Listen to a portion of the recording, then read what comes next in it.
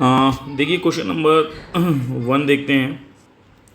Question number 1 कह रहा है बेटा दो आइडेंटिकल कंडक्टिंग स्फीयर्स हैं, one having a initial charge plus Q and other initially अनचार्ज। दो कंडक्टिंग स्फीयर बना लो पहले, दो कंडक्टिंग क्या बना लो स्फीयर्स, जिसमें एक पर चार्ज इनिशियली दे रखा है क्यू और दूसरा क्या दे रखा है जो है अदर इनिशियली अनचार्ज्ड है, दूसरे पे कोई चार्ज नहीं दे रखा है। अगर मैं इसको मान लूँ Q1 है और दूसरा चार्ज क्या होगा Q2 जीरो होगा, ठीक है, क्योंकि ये अनचार्ज्ड है। क्या है ये? अनचार्ज्ड। ठीक। अब कह रहा है what is the new charge on each sphere. ठीक है, जब कांटेक्ट में लाते हो, जब दोनों चार्जेस, इन दोनों चार्जेस को जब कांटेक्ट में लाओगे तो कांटेक्ट में लाने के बाद, ठीक है, इन पे जो चार्जेस डिस्ट्रीब्यूट होगा वो कितना चार्ज डिस्ट्रीब्यूट होगा बच्चा? एवरेज चार्ज डिस्ट्रीब्यूट होगा। कितना हुआ? Average charge. जो चार्ज यहाँ देखें अगर हम Q1 प्लस Q2 बाई 2, ठीक है, और देखो ये वाला charge Q1 plus Q2 by 2, ये कॉन्टैक्ट के बाद एवरेज चार्ज डिस्ट्रीब्यूट होता है। कितना चार्ज डिस्ट्रीब्यूट होता है? एवरेज चार्ज डिस्ट्रीब्यूट हो जाता है, क्योंकि इस पर जो चार्ज था वो Q था, इस पर चार्ज जीरो था। जब जो है दोनों को टच करोगे तो दोनों पे चार्ज आएगा कॉन्टैक्ट के बाद, वो लेकिन आता है एवरेज चार्ज। कितना आता है? एवरेज चार्ज डिस्ट्रीब्यूट हो जाता है। अब देखिए Q1 की जो वैल्यू है वो कितनी चार्ज की वैल्यू दे रखी है Q, और Q2 की वैल्यू कितनी दे रखी है 0/2 इक्वल। यहाँ पे कितना चार्ज आएगा बच्चा? यहाँ भी यही आएगा Q प्लस 0/2। तो दोनों पे चार्ज कितना आएगा Q/2, और यहाँ भी चार्ज कितना आ जाएगा भाई Q/2। तो दोनों पे जो चार्ज डिस्ट्रीब्यूट हो रहा है वो कितना हो रहा है? एवरेज चार्ज डिस्ट्रीब्यूट हो रहा है। कितना हो रहा है? एवरेज चार्ज डिस्ट्रीब्यूट हो रहा है। तो ये पूछ रहा है नया चार्ज स्फीयर पर कितना होगा। तो जो चार्ज डिस्ट्रीब्यूट होगा दोनों पे वो शेयर होगा इक्वल चार्ज। शेयर हुआ इक्वल चार्ज। क्या हुआ? शेयर, इक्वल चार्ज शेयर हुआ। जब दोनों बॉडी को हम कांटेक्ट में लाए तो दोनों पर चार्ज जो है शेयर हुआ इक्वल। अगर आप देखें शुरुआत में, अगर देखा जाए, इनिशियली देखा जाए, देखो जो टोटल चार्ज था वो शुरुआत में कितना था? Capital Q plus 0 equal to क्या Q, यही तो था।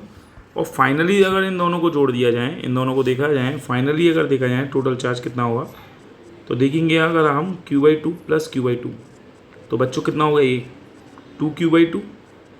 तो देखो यहाँ पर भी कितना आ रहा है? Q आ रहा है। तो देख रहे हो शुरुआत में जो चार्ज है वही चार्ज बाद में भी है, तो इसका मतलब क्या है? चार्ज कंजर्व्ड है। क्या है? चार्ज कंजर्व्ड है। ठीक है, ये law of conservation of charge में आपने पढ़ा है कि चार्ज क्या होता है? कांस्टेंट होता है। चार्ज एक जगह से दूसरी जगह ट्रांसफ़र तो हो सकता है बट डिस्ट्रॉय नहीं कर सकते। सही है, ये हम लॉ ऑफ कंजर्वेशन के स्टेटमेंट से हमें पता चलता है। ठीक है ना। सेकेंड कह रहा है कि when the spheres in contact positively charge rod is moved close to one sphere causing a redistribution of charges on the two sphere, so the charges on the sphere closest to the rod has charge minus q. What is the charge on other sphere? देखिए यहाँ पर भी law of conservation of का follow होगा, बिना law of conservation follow करे हुए answer नहीं आएगा। देखो बी में क्या कह रहा है कि स्फीयर जो थे कॉन्टैक्ट में थे, ठीक है, स्फीयर्स क्या थे? कॉन्टैक्ट में। एक में यहाँ पे भी पेन ले लेते हैं, ठीक है। ये कह रहा है spheres are in contact, spheres in contact, ठीक है बेटा, स्फीयर्स इन कॉन्टैक्ट। क्लियर? चलिए अब हम देखते हैं जो स्फीयर्स कॉन्टैक्ट में हैं वो कह रहा है पॉजिटिवली मूव कराए हैं क्लोज टू वन स्फीयर। देखिए हमारे को पता है कि दो स्फीयर्स थे, ठीक है, दो स्फीयर्स थे। एक पे जो चार्ज जो था, एक पे जो चार्ज था, जब कॉन्टैक्ट में आप लाए होगे तो कह रहा है कि उस कांटेक्ट में के जब दोनों का कांटेक्ट कराया दो स्फीयर्स का, तो एक स्फीयर के नज़दीक हम कौन सी रॉड लेके आए बेटा? क्वेश्चन बोल रहा है, ठीक, एक पॉजिटिवली चार्ज रॉड लेके आए, पॉजिटिवली चार्ज रॉड लेके आए इसके नज़दीक। तो बच्चा तुम्हें पता है जब पॉजिटिवली चार्ज रॉड इसके स्फीयर के नज़दीक लेके आएंगे, इस पर जो चार्ज था वो था भाई Q, और इस पर तो कोई चार्ज था ही नहीं, जीरो चार्ज था। लेकिन जैसे ही मैं पॉजिटिवली चार्ज रॉड लाया, इसमें इंडक्शन हुआ, इंडक्शन हुआ तो यहाँ पर जो नेगेटिव चार्ज था, माइनस नेगेटिव चार्ज जो होगा, ठीक है, वो इधर आ जाएगा, भाई नेगेटिव चार्ज जो है वो इधर आ जाएगा, क्योंकि कह रहा है कि जो स्फीयर है, देखो ये कह रहा है जो so the charge on the sphere closest to the rod, जो स्फीयर इस रॉड की, ये जो रॉड के नज़दीक है उस पर कितना चार्ज आया, माइनस क्यू। कितना है बच्चों, माइनस क्यू चार्ज आया। बात समझना, कितना आया, माइनस क्यू चार्ज। ठीक है। और कह रहा है कि जो चार्ज है, क्या कह रहा है, what is the charge on other sphere, other sphere पर चार्ज कितना होगा, आपको ये बताना है। तो मेरे भाई एक जितना माइनस क्यू चार्ज होगा, तुझे ये तो पता ही है कि जो दोनों स्फीयर्स थे उस पर एक पे तो चार्ज क्यू था और दूसरा कैसा था, अनचार्ज था। ये तो पता ही होगा, ये तो पता ही था। ये चार्ज क्या था, Q2, और शुरुआत में चार्ज कितना था, Q1। ठीक है। तो टोटल चार्ज क्या रहा होगा दोनों को मिला करके, Q ही रहा होगा ना। ठीक है। मान ले इस पर माइनस क्यू आएगा तो जाहिर सी बात है पॉजिटिव चार्ज इधर इंड्यूस होएंगे। इस पॉजिटिव की वजह से इधर नेगेटिव चार्ज, इस वाले की क्या होगा, नेगेटिव चार्ज इधर अट्रैक्ट हो जाएंगे और इधर पॉजिटिव चार्ज आएगा। आएगा नहीं आएगा। तो ये वाला चार्ज कितना होगा, ये वाला चार्ज कितना होगा, मान लिया Q डैश होगा। कितना होगा, Q डैश मान लिया, क्योंकि पूछ रहा है ये what is the charge on other sphere, other sphere पे कितना चार्ज होगा। क्योंकि तुम्हें पता है ये वाला जो कंडक्टर था इसकी नेगेटिव चार्ज इस पॉजिटिव रॉड के पास आ गई। ठीक है। नेगेटिव को अट्रैक्ट कर लिया और पॉजिटिव पॉजिटिव रिपेल हो गए होंगे। अरे भाई पॉजिटिव पॉजिटिव क्या हो गए, रिपेल हो गए, नहीं हो गए, बोलो, रिपेल हो गए। फिर इन पॉजिटिव चार्ज ने इनके इलेक्ट्रॉन्स को अपनी ओर खींच लिया, तो ये पॉजिटिव नेगेटिव आ गए इधर। और इनका अगर आप देखें ओवरऑल इनका इफेक्ट क्या हो गया होगा, जीरो हो गया होगा, क्योंकि इनका पॉजिटिव इनका नेगेटिव ने क्या कर दिया, एक दूसरे को कैंसिल कर दिया। क्या कर दिया, एक दूसरे को कैंसिल कर दिया। अब बचा क्या, इधर एक चार्ज बचा और इधर एक चार्ज बचा। ठीक है। अब ये चार्ज कितना हुआ, तो देखो भैया ध्यान से सुनो, दोनों को टच करने के बाद जो फाइनली जो चार्ज होना चाहिए वो तो क्यू ही रहना चाहिए भाई। फाइनली चार्ज तो देखो Q plus zero, initially total charge मैंने बताया ना जो होगा, कितना होगा Q प्लस जीरो। क्या होगा भाई, Q प्लस जीरो बराबर Q। तो फाइनली भी ना टोटल चार्ज कितना आना चाहिए, Q ही आना चाहिए। फाइनली टोटल चार्ज कितना आना चाहिए, Q ही आना चाहिए। तो टोटल चार्ज Q कब आएगा, जब मैं इसको और इसको जोड़ दूंगा तभी तो टोटल चार्ज Q आना चाहिए। तो ये वाला चार्ज Q डैश तुम्हें निकालना है, तो Q डैश बराबर कितना हो जाएगा भाई, Q प्लस Q, कितना हो जाएगा, 2Q आ जाएगा। ठीक है। यहाँ पर law of conservation of charge का फॉलो हुआ है। ठीक है। जो चार्ज शुरुआत में होता है वही चार्ज बाद में होता है। तो फाइनली जो चार्ज आएगा वो कितना आएगा, अदर स्फीयर पे कितना आएगा, 2Q आएगा। कितना आएगा, 2Q आएगा। बढ़िया क्वेश्चन है, देखो सुनो समझ लो। पहले इसमें कॉन्टैक्ट, यहाँ पे मेथड ऑफ कंडक्शन लगा है। ठीक है। तो वो कहता है मेथड ऑफ इंडक्शन होता है, कंडक्शन होता है। वहाँ पर मेथड ऑफ कंडक्शन में क्या होता है, जब दो बॉडी या दो स्फीयर आइडेंटिकल स्फीयर कॉन्टैक्ट में लाए जाते हैं तो हमेशा एवरेज चार्ज डिस्ट्रीब्यूट होता है। तो याद रखना, इसको इसके साथ कॉन्टैक्ट में जब लेके आए तो इस पर चार्ज Q था, इस पर चार्ज जीरो था। तो इसने क्या किया, अपने चार्ज को थोड़ा सा क्या कर दिया, डिस्ट्रीब्यूट कर दिया। इस पर भी दे दिया और कुछ इस पर भी दे दिया। भैया चार्ज दे दिया नहीं दे दिया, बताओ, कुछ ना कुछ तो दे दिया। अब भैया कितना दिया, कितना दिया भैया, एवरेज दिया, एवरेज दिया, कितना दिया, एवरेज दिया। अरे एवरेज कितना दिया, एवरेज दिया सर Q/2, और इसमें भी कितना दिया भैया, Q/2, एवरेज दिया Q/2। ठीक है। वही चीज़ दिया यहाँ पे, मैंने यही चीज़ इंडिविजुअली दिखा दी है कि यहाँ पर भी जो है आप देखेंगे एवरेज चार्ज आ जाएगा और यहाँ भी एवरेज चार्ज आ जाएगा। सर इसे कोई और एग्जांपल से समझा सकते हो आप, बिल्कुल समझा सकते हैं। देखो इसी चीज़ को जो चार्ज डिस्ट्रीब्यूट होता है, मैंने कहा एवरेज चार्ज डिस्ट्रीब्यूट हुआ। ठीक है। जैसे अगर मैं एक एग्जांपल यहीं ले लेता हूँ, चलो इसी को समझाने के लिए। जैसे यहाँ पर पानी की बाल्टी है, इसमें भरी हुई है, और ये वाली पानी की बाल्टी थोड़ी सी कम है, तो और इसको एक पाइप से कनेक्ट कर दिया तो पानी जो है हाई पोटेंशियल से लो पोटेंशियल जाएगा, जब तक कि दोनों का लेवल सेम नहीं हो जाए, है ना। तो जो चार्ज पहले यहाँ पर मान लो पानी की बाल्टी 1 लीटर की थी, 1 लीटर का मतलब समझते हो 1000 ml, और यहाँ पानी कितना था, यहाँ पानी मान लो 100 ml था। तो बेटा पानी जो है यहाँ से का पानी यहाँ जाएगा, तो जाहिर सी बात है 100 ml का मतलब ये चार्ज होगा Q2, ये चार्ज होगा Q1। तो ऐसा है, जो पानी जाएगा वो एवरेज चार्ज जाएगा, एवरेज जाएगा। एवरेज मतलब अगर आप देखें इनमें जब पानी इधर से इधर चला जाएगा और सेम लेवल पे जो है एक सेम लेवल अटेन करेंगे, ये क्या कर लेंगे, एवरेज एक सेम लेवल। तो Q1 प्लस Q2/2, और देखो Q1 प्लस Q2/2 करोगे एवरेज चार्ज मैंने बोला डिस्ट्रीब्यूट होगा। भैया Q1 कितना था सर 1000 ml प्लस Q2 कितना था सर 100/2 करोगे और वो यहीं जाएगा। देखो 1000 प्लस 100/2, तो बेटा ये कितना आ गया, ये आ गया सर 1100/2। 1100/2 का मतलब कितना हो गया सर 550 हो गया। भैया ये भी 550 हो गया। अब ये बताओ 550 में 550 जोड़ोगे तो 1100 ही तो आएगा, और पहले भी 1100 ही है। तो जो शुरुआत में पानी का लेवल था वही तो पानी यहाँ है, तो जो चार्ज पहले था टोटल चार्ज वही तो चार्ज बाद में है। तो ये होता है लॉ ऑफ कंजर्वेशन। सही है, चार्ज जितना पहले था वही चार्ज बाद में है। ठीक है, ये वाला क्वेश्चन में देखा, एक रॉड चार्ज रॉड को दो कंडक्टिंग स्फीयर के पास लेके आए जो टचिंग थे। उसमें एक तरफ जो चार्ज रॉड है वो क्या करती है, नेगेटिव चार्ज -Q ले आती है, तो दूसरे स्फीयर पर कितना चार्ज रहा होगा वो बताना था। तो ये वाला बीच वाला तो एक दूसरे को ओवरलैप कैंसिल आउट कर देगा, तो एक तरफ इधर रह जाएगा, एक तरफ चार्ज इधर रह जाएगा। सही है, तो इधर वाला जो चार्ज होगा, इधर वाला चार्ज जो होगा वो कितना होगा, तुम्हें ये पता है, इसका चार्ज और इसका चार्ज मिला के टोटल चार्ज कितना होगा, Q ही होगा। कितना होगा Q, तो Q डैश बराबर क्या आ जाएगा 2Q आ जाएगा। ठीक है, और देख लो, अगर Q डैश बराबर 2Q आ गया मेरे भाई, तुम यहाँ पर देख भी सकते हो और दिमाग भी लगा सकते हो, ये 2Q होना चाहिए। क्यों होना चाहिए, क्योंकि देखो 2Q में से -Q घटाओगे तभी तो Q आएगा, क्योंकि शुरुआत में चार्ज क्या था, Q ही तो था। फाइनली में भी चार्ज कितना होना चाहिए, मैंने कहा Q ही होना चाहिए, तो इसलिए आंसर 2Q आना चाहिए। सही है, चलो ठीक है, क्वेश्चन नंबर 1 हो गया हमारा अच्छे से। ठीक है, चलिए क्वेश्चन नंबर 1 की बात हम बढ़ते हैं क्वेश्चन नंबर 2 पे। ठीक, चलिए क्वेश्चन नंबर 2 को देखते हैं। कह रहा है दो आइडेंटिकल कंडक्टिंग स्फीयर्स हैं, ये आप पढ़ सकते हैं। कह रहा है दो आइडेंटिकल कंडक्टिंग स्फीयर्स हैं, वो चार्ज हो रहे हैं इंडक्शन से, तो किससे, इंडक्शन से, and then separated by a large distance. ठीक है, sphere 1 has charge +Q and sphere 2 has charge -Q। ठीक है, clear. A third charge is initially uncharge if the sphere 3 is touch to the sphere 1 and separated and then touch to the sphere 2 and separated, when what is the final charge on each of the 3 spheres. ठीक है, ये भी conduction का question है। मैंने कहा average charge distribute होता है।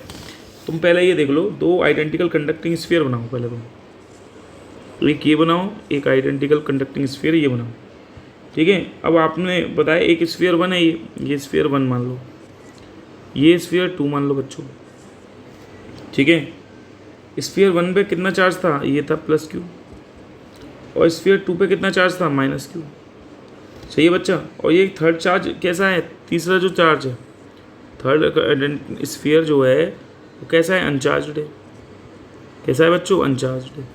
अब इसमें जो चार्ज है ये मान लिया मैंने सर Q1, इसे मैंने नाम दे दिया Q2, और जो थर्ड है वो तो अनचार्ज है, अनचार्ज होगा तो 0 होगा। ठीक है, अब कह रहा है अगर स्फीयर 3 को देखो, थर्ड स्फीयर कह रहा है ना, ये थर्ड, एक मिनट जस्ट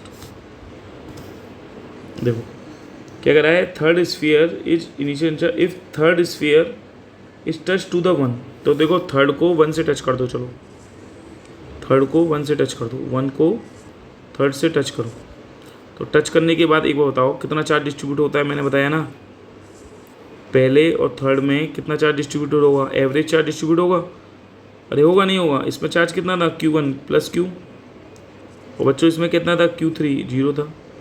तो सर टच होने के बाद कितना होगा, Q1 + Q3/2, यहाँ भी कितना होगा, Q1 + Q3/2। तो भैया कितना आ गया, Q1 कितना था, Q + 0/2, कितना आ गया, ये Q/2 आ गया। और देखो यहाँ पे कितना आ गया, Q + 0/2, क्या आ गया, Q/2।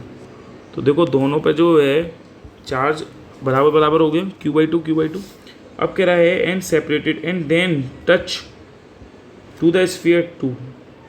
अब स्फीयर 3 को स्फीयर 2 के साथ टच किया गया है,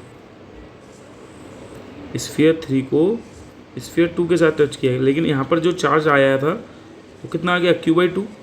और भैया 2 वाले पे चार्ज कितना है, अब 2 वाले पे चार्ज कितना है, -Q, कितना है, -Q। देखो ना, यहाँ 2 वाले पे चार्ज कितना है बेटा, -Q है ना, -Q सही है, और 3 वाले पे चार्ज Q/2 है। तो बच्चों देखो नया चार्ज कितना हुआ, ये मान लो चलो Q3 डैश मान लो, और ये चार्ज Q2 है ये। तो नया चार्ज जो होगा दोनों आइडेंटिकल स्फीयर पे एवरेज चार्ज डिस्ट्रीब्यूट हो जाएगा, कहोगे सर Q3 डैश प्लस के Q2/2 हो जाएगा। और ये कितना हो जाएगा Q3 प्लस Q2/2 हो जाएगा। तो बच्चों Q3 कितना है Q/2 minus Q divided by 2। तो बच्चों कितना आ गया, ये आ गया, ये आ गया आपका माइनस Q/4 आ गया। कितना आ गया माइनस Q/4। यहाँ कितना आ गया देखो Q/2 minus Q divided by 2। तो कितना आ गया ये माइनस के Q/4 आ गया। तो अब आप क्या देख रहे हैं कि जो स्फीयर दो है, ये वाला थर्ड वाला और ये वाला था सेकंड वाला। अब फाइनली जो स्फीयर थे उन पर कौन कौन सा चार्ज आया, देखो पहले वाला जो था उस पर कितना चार्ज रहा होगा, पहले वाले पे रहा सर Q/2। कितना रहा Q/2, ठीक है। दूसरा वाले पे कितना रहा भाई, दूसरे वाले पे रहा फाइनली, देखो दूसरे वाले पे फाइनली कितना रहा माइनस Q/4। कितना रहा माइनस Q/4। और बताओ थर्ड वाले स्फीयर पे कितना रहा, थर्ड वाले पे भी रहा माइनस Q/4 टच करने के बाद। तो तुम्हें क्या सीखा कि सर टच करने के बाद जो है कितना चार्ज डिस्ट्रीब्यूट हो जाता है, एवरेज चार्ज क्या हो जाता है बेटा, डिस्ट्रीब्यूट हो जाता है। कितना हो जाता है एवरेज चार्ज, डिस्ट्रीब्यूट हो जाता है। कितना एवरेज चार्ज, ठीक। ये हमने कंसेप्ट कंडक्शन में सीख लिया, ठीक है। और बड़ा ही इंपॉर्टेंट कंसेप्ट है जो आपको याद रखना था, ठीक है बेटा। ये है, चलिए अब हम क्वेश्चन नंबर 3 की आगे बढ़ते हैं। क्वेश्चन नंबर 3 क्या कह रहे हैं देखिए, क्वेश्चन नंबर 3 क्वेश्चन नंबर 3 देखते हैं, ठीक है। Question number 3, just a minute. Question number 3 ये कह रहे हैं object A, B and C are 3 identical insulated sphere conductors, ठीक है। Originally A and B have a charge plus 3 milli coulomb और C पर जो चार्ज है -6 मिली कूलम है। Object B and C are touch before they are moved apart, ठीक है। B C के साथ टच में किया गया है। और देखो इसमें थोड़ा सा आपको याद रखना है कि जो है यहाँ पर हल्का सा एक करेक्शन करना था। जैसे B को C के साथ कह रहा है ना, टच में किया गया है before they moved apart, ठीक है। इसी प्रकार से इसमें क्वेश्चन था कि ऑब्जेक्ट्स क्या है, ऑब्जेक्ट A एंड C को भी टच किया गया है। क्या किया गया है, टच किया गया है। क्या किया है, टच किया गया। थोड़ा सा इसमें हल्का सा एक लाइन रह गई है, तो इसमें आपको लिख लेनी है। Object A and C are also touch किए गए हैं और उनको फिर टच करने के बाद क्या कर दिया है, मूव कर दिया ए पार्ट, मूव्ड अपार्ट। क्या कर दिया, मूव्ड ए अपार्ट कर दिया है, ठीक है। तो बताओ ये कह रहा है पहले पार्ट में कि बताओ object A and object B are now held near each other, they will be. तब क्या होगा, क्या ये अट्रैक्ट करेंगे, क्या ये रिपेल करेंगे। ऑप्शन है ये अट्रैक्ट करेंगे, रिपेल करेंगे, या इनके पास कोई भी इफेक्ट नहीं होगा एक दूसरे के साथ। तो देखो किस तरीके से क्वेश्चन होगा ये, ध्यान से सुनिए। देखिए थर्ड वाला क्वेश्चन देखिए यहाँ पे क्वेश्चन नंबर 3 में ये कह रहा है कि 3 आइडेंटिकल स्फीयर लिए हैं, A, B और बच्चों C। ये 3 आइडेंटिकल स्फीयर लिए हैं इन्होंने, ठीक है। A और B पर चार्ज कितना है, A पर और B पर चार्ज कितना है, A पर जो चार्ज है और B पर जो चार्ज है वो बराबर है -3 मिली-कूलम और B पर चार्ज कितना है, प्लस के 3 मिली-कूलम दोनों पे है। और C पर चार्ज कितना है, -6 मिली-कूलम। सही है, C पे से -6 है। तो B और C को टच में किया गया। पहले बताओ बेटा, B को C के साथ टच में किया गया, B को C के साथ टच किया गया।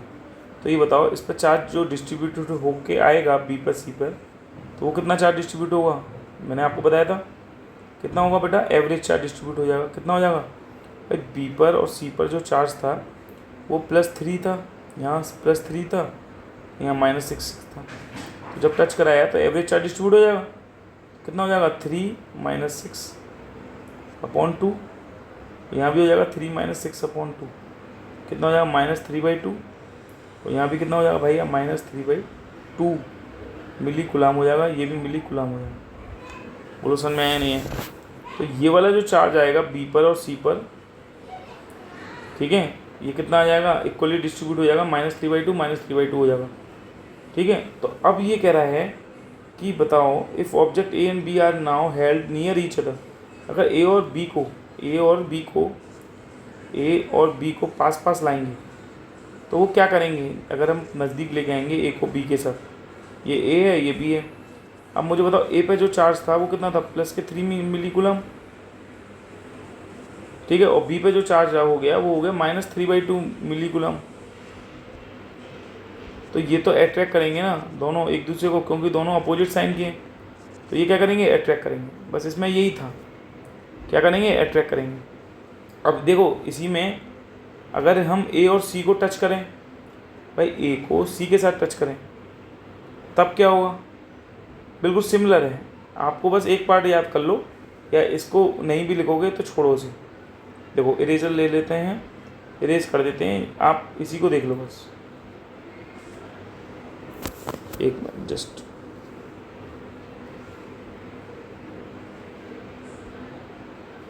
ठीक है, मैं कह रहा हूँ आपसे कि आप इसी को देख लीजिए बस, ठीक है।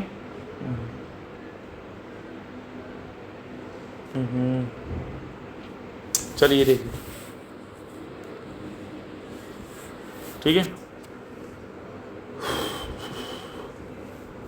नेक्स्ट देखिए, अब क्वेश्चन नंबर 4 पे हम आगे बढ़ते हैं। क्वेश्चन नंबर 4 पे, क्वेश्चन नंबर 3 तो समझ में आ गया होगा, सिंपल क्वेश्चन है, कोई बहुत ज़्यादा टफ नहीं था क्वेश्चन। बस एक्चुअली ये कुछ हमारी अप्रोच को बिल्डअप करता है, इसी तरीके के क्वेश्चन इसलिए दिए थे शीट्स में कि हमारी अप्रोच को बिल्डअप, ठीक है। देखिए क्वेश्चन नंबर 4 देखिए, क्वेश्चन नंबर 4 बहुत बढ़िया क्वेश्चन है। क्वेश्चन नंबर 4 क्या कह रहा है वो देख लेते हैं।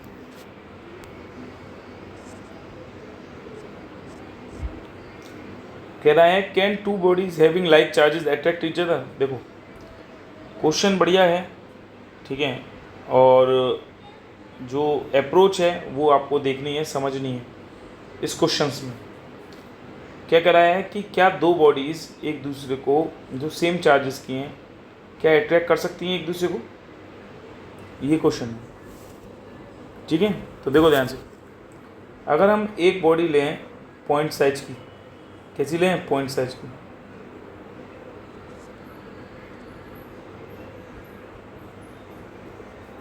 और ये वाला जो चार्ज लेंगे, ये पॉइंट साइज की जो बॉडी ली है इस पर हैवियर चार्ज रखेंगे। क्या रखेंगे, हैवियर चार्ज।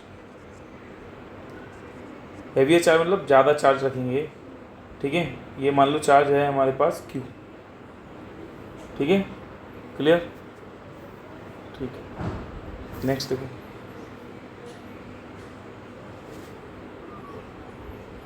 ये देखो नेक्स्ट, ठीक।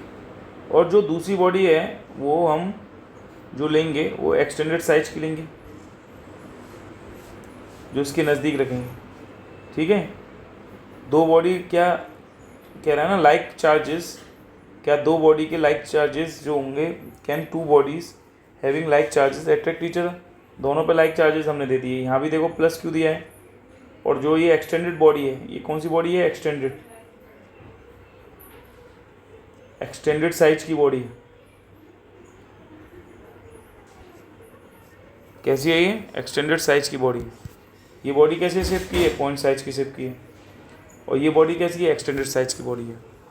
इस पर जो चार्ज दिया है वो लोएस्ट चार्ज दिया है, क्या दिया है, लोएस्ट चार्ज। तो अब क्या देखेंगे कि यहाँ पे चार्ज ज़्यादा है, तो जब ये पॉजिटिव चार्ज है और ज़्यादा चार्ज वाला है तो ये क्या करेगा, यहाँ पे जो है अपनी ओर क्या करेगा, इधर इसके जो नेगेटिव चार्जेस होंगे वो इधर वाले पॉजिटिव चार्ज की वजह से क्या होंगे, अट्रैक्ट हो जाएंगे, और इधर पॉजिटिव चार्ज क्या होंगे, इधर रिपेल हो जाएंगे। सही बात है, क्लियर है यहाँ तक, बताओ, हो जाएंगे ना, ठीक है। अब देखो इन पॉजिटिव इस प्लस क्यू में, और जो इधर नेगेटिव चार्जेस हुए हैं इंड्यूस्ड, नेगेटिव चार्जेस जो इंड्यूस हुए होंगे यहाँ पर देखिए इस वाली बॉडी पे -Q चार्ज हुआ इंड्यूस्ड, ठीक है। और इस वाली बॉडी पे भी, इधर वाली बॉडी पे भी क्या होगा, चार्जेस कुछ इंड्यूस हुआ, भाई इधर नेगेटिव चार्ज इंड्यूस हो गया, इधर पॉजिटिव चार्ज इंड्यूस हो गया। तो मैं ये कहना चाहता हूँ कि ये बताइए आप, ठीक है, कि ये वाला, ये यहाँ से यहाँ तक की जो दूरी है, यहाँ से यहाँ तक की दूरी मान लो R है, कितनी दूरी है, R है।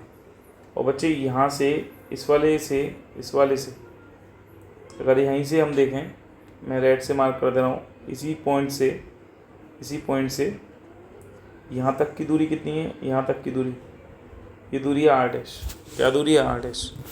क्लियर है। अब आप देखो इस प्लस क्यू और ये वाले जो नेगेटिव चार्ज इंड्यूस हुए हैं, नेगेटिव चार्ज के बीच में क्या लगेगा, फोर्स ऑफ अट्रैक्शन। क्या लगेगा, ये फोर्स ऑफ अट्रैक्शन लगेगी। और देखो इस प्लस क्यू और इस प्लस क्यू की वजह से यहाँ पे क्या लगेगा, फोर्स ऑफ रिपल्शन लगेगा। अब आप मुझे ये बताइए, जो फोर्स ऑफ अट्रैक्शन है जो कि इस वाले प्लस क्यू और इधर वाले नेगेटिव चार्जेस के बीच में लग रहा है, तो इसमें इस वाले चार्ज और इस वाले नेगेटिव चार्ज में की जो बीच की दूरी है ये आर, ये दूरी कम है, तो जाहिर सी बात है फोर्स इन्वर्सली प्रोपोर्शनल होता है आर स्क्वायर की। जब बेटा आर जितनी कम होगी उतना फोर्स ज़्यादा होगा, तो इन दोनों में एट्रैक्टिव फोर्स में और रिपल्सिव फोर्स में कौन ज़्यादा होगा सर, एट्रैक्टिव फोर्स जो होगा, एट्रैक्टिव फोर्स जो होगा सर वो बहुत ज़्यादा होगा। किससे, रिपल्सिव फोर्स से। किससे, रिपल्सिव फोर्स से। सही है, एट्रैक्टिव फोर्स क्या होगा, ज़्यादा होगा सर, किससे, रिपल्सिव फोर्स से ज़्यादा होगा। क्यों, क्यों दूर ज़्यादा होगा, क्यों, इसलिए ज़्यादा होगा क्योंकि जो दूरी है, ये आर जो दूरी है ये कम है और आर डैश की दूरी क्या है, ज़्यादा है। आर डैश किसकी दूरी है, रिपल्सिव फोर्स की। आर किसकी दूरी है, एट्रैक्टिव फोर्स की। समझ में आ गया। तो ओवरऑल जो देखा जाएगा इस वाले स्फीयर पे, इस वाले स्फीयर पे ओवरऑल नेट फोर्स जो होगा, जाहिर सी बात है एट्रैक्टिव फोर्स ज़्यादा है और रिपल्सिव फोर्स ज़्यादा है, तो इनका जो नेट फोर्स लगेगा वो किधर लगेगा, नेट फोर्स इधर ही तो लगेगा बच्चों। जिस वजह से जो ये बॉडी थी जिस पर ये भी पॉजिटिव चार्ज है और देखो ये भी पॉजिटिव चार्ज है, ये दोनों एक दूसरे की तरफ क्या होंगी, आकर्षित होंगी, अट्रैक्ट होंगी। क्या होंगी, ये अब अट्रैक्ट हो जाएंगी। क्या हो जाएंगी, अट्रैक्ट हो जाएंगी। तो यहाँ पर आपने क्या देखा कि इंडक्शन की वजह से यहाँ पर अट्रैक्शन हो रहा है। उस अट्रैक्शन जब भी हो सकता है, जब भी हो सकता है, उसकी शर्त है कि एक तरफ एक हैवियर चार्ज होगा, पॉइंट साइज में हमने देखा हैवियर चार्ज माना, और दूसरी तरफ हमने लाइटर चार्ज माना। जब हैवियर चार्ज हमने मान लिया तो हमने सीख लिया यहाँ पर कि जब चार्ज हमारा बहुत ज़्यादा होता है तो उस समय आप देखेंगे कि यहाँ से जो चार्जेस इंड्यूस हुए हैं, इस वाले सरफेस पे जो चार्जेस इंड्यूस हुए हैं, ठीक है, वो अपनी ओर अट्रैक्ट कर लेगा नेगेटिव चार्जेस को, और इधर के पॉजिटिव चार्जेस को क्या कर देगा, रिपेल कर देगा। जिस वजह से क्या होगा कि जो पॉजिटिव और नेगेटिव चार्जेस के बीच की जो दूरी होगी ये कम है, और इधर पॉजिटिव चार्ज और इधर पॉजिटिव चार्ज के बीच की दूरी क्या है, ज़्यादा है। जब दूरी कम होती है तो फोर्स ज़्यादा लगता है, तो इनका एट्रैक्टिव फोर्स ज़्यादा होगा, रिपल्सिव फोर्स कम होगा। जिस वजह से क्या होगा, ओवरऑल नेट फोर्स जो लगेगा टुवर्ड द एट्रैक्टिव फोर्स लगेगा, सो दैट ये दोनों बॉडीज एक दूसरे को अट्रैक्ट करती हुई हमें क्या देखेंगी, नजर आएंगी।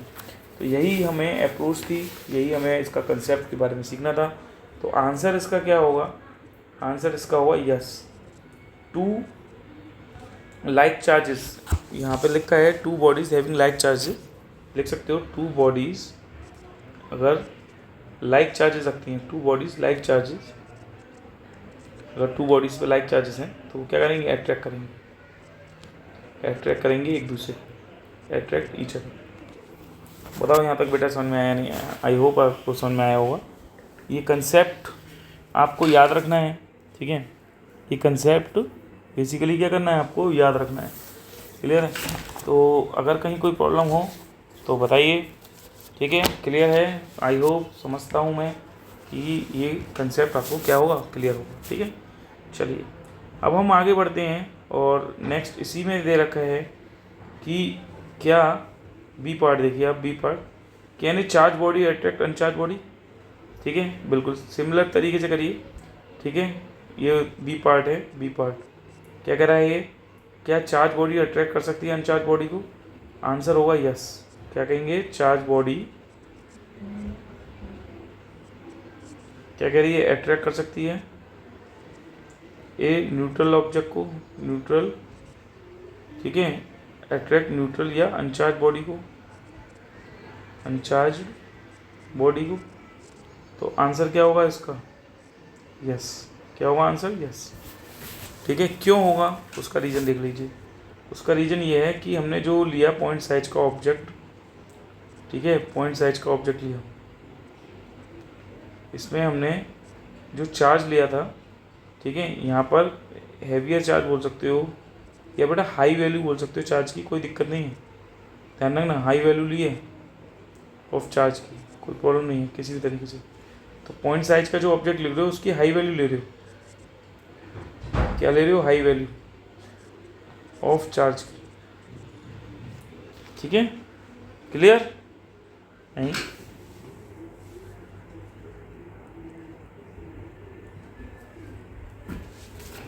ठीक है बेटा, समझ में आया? कैसे ले सकते हैं बॉडी? हम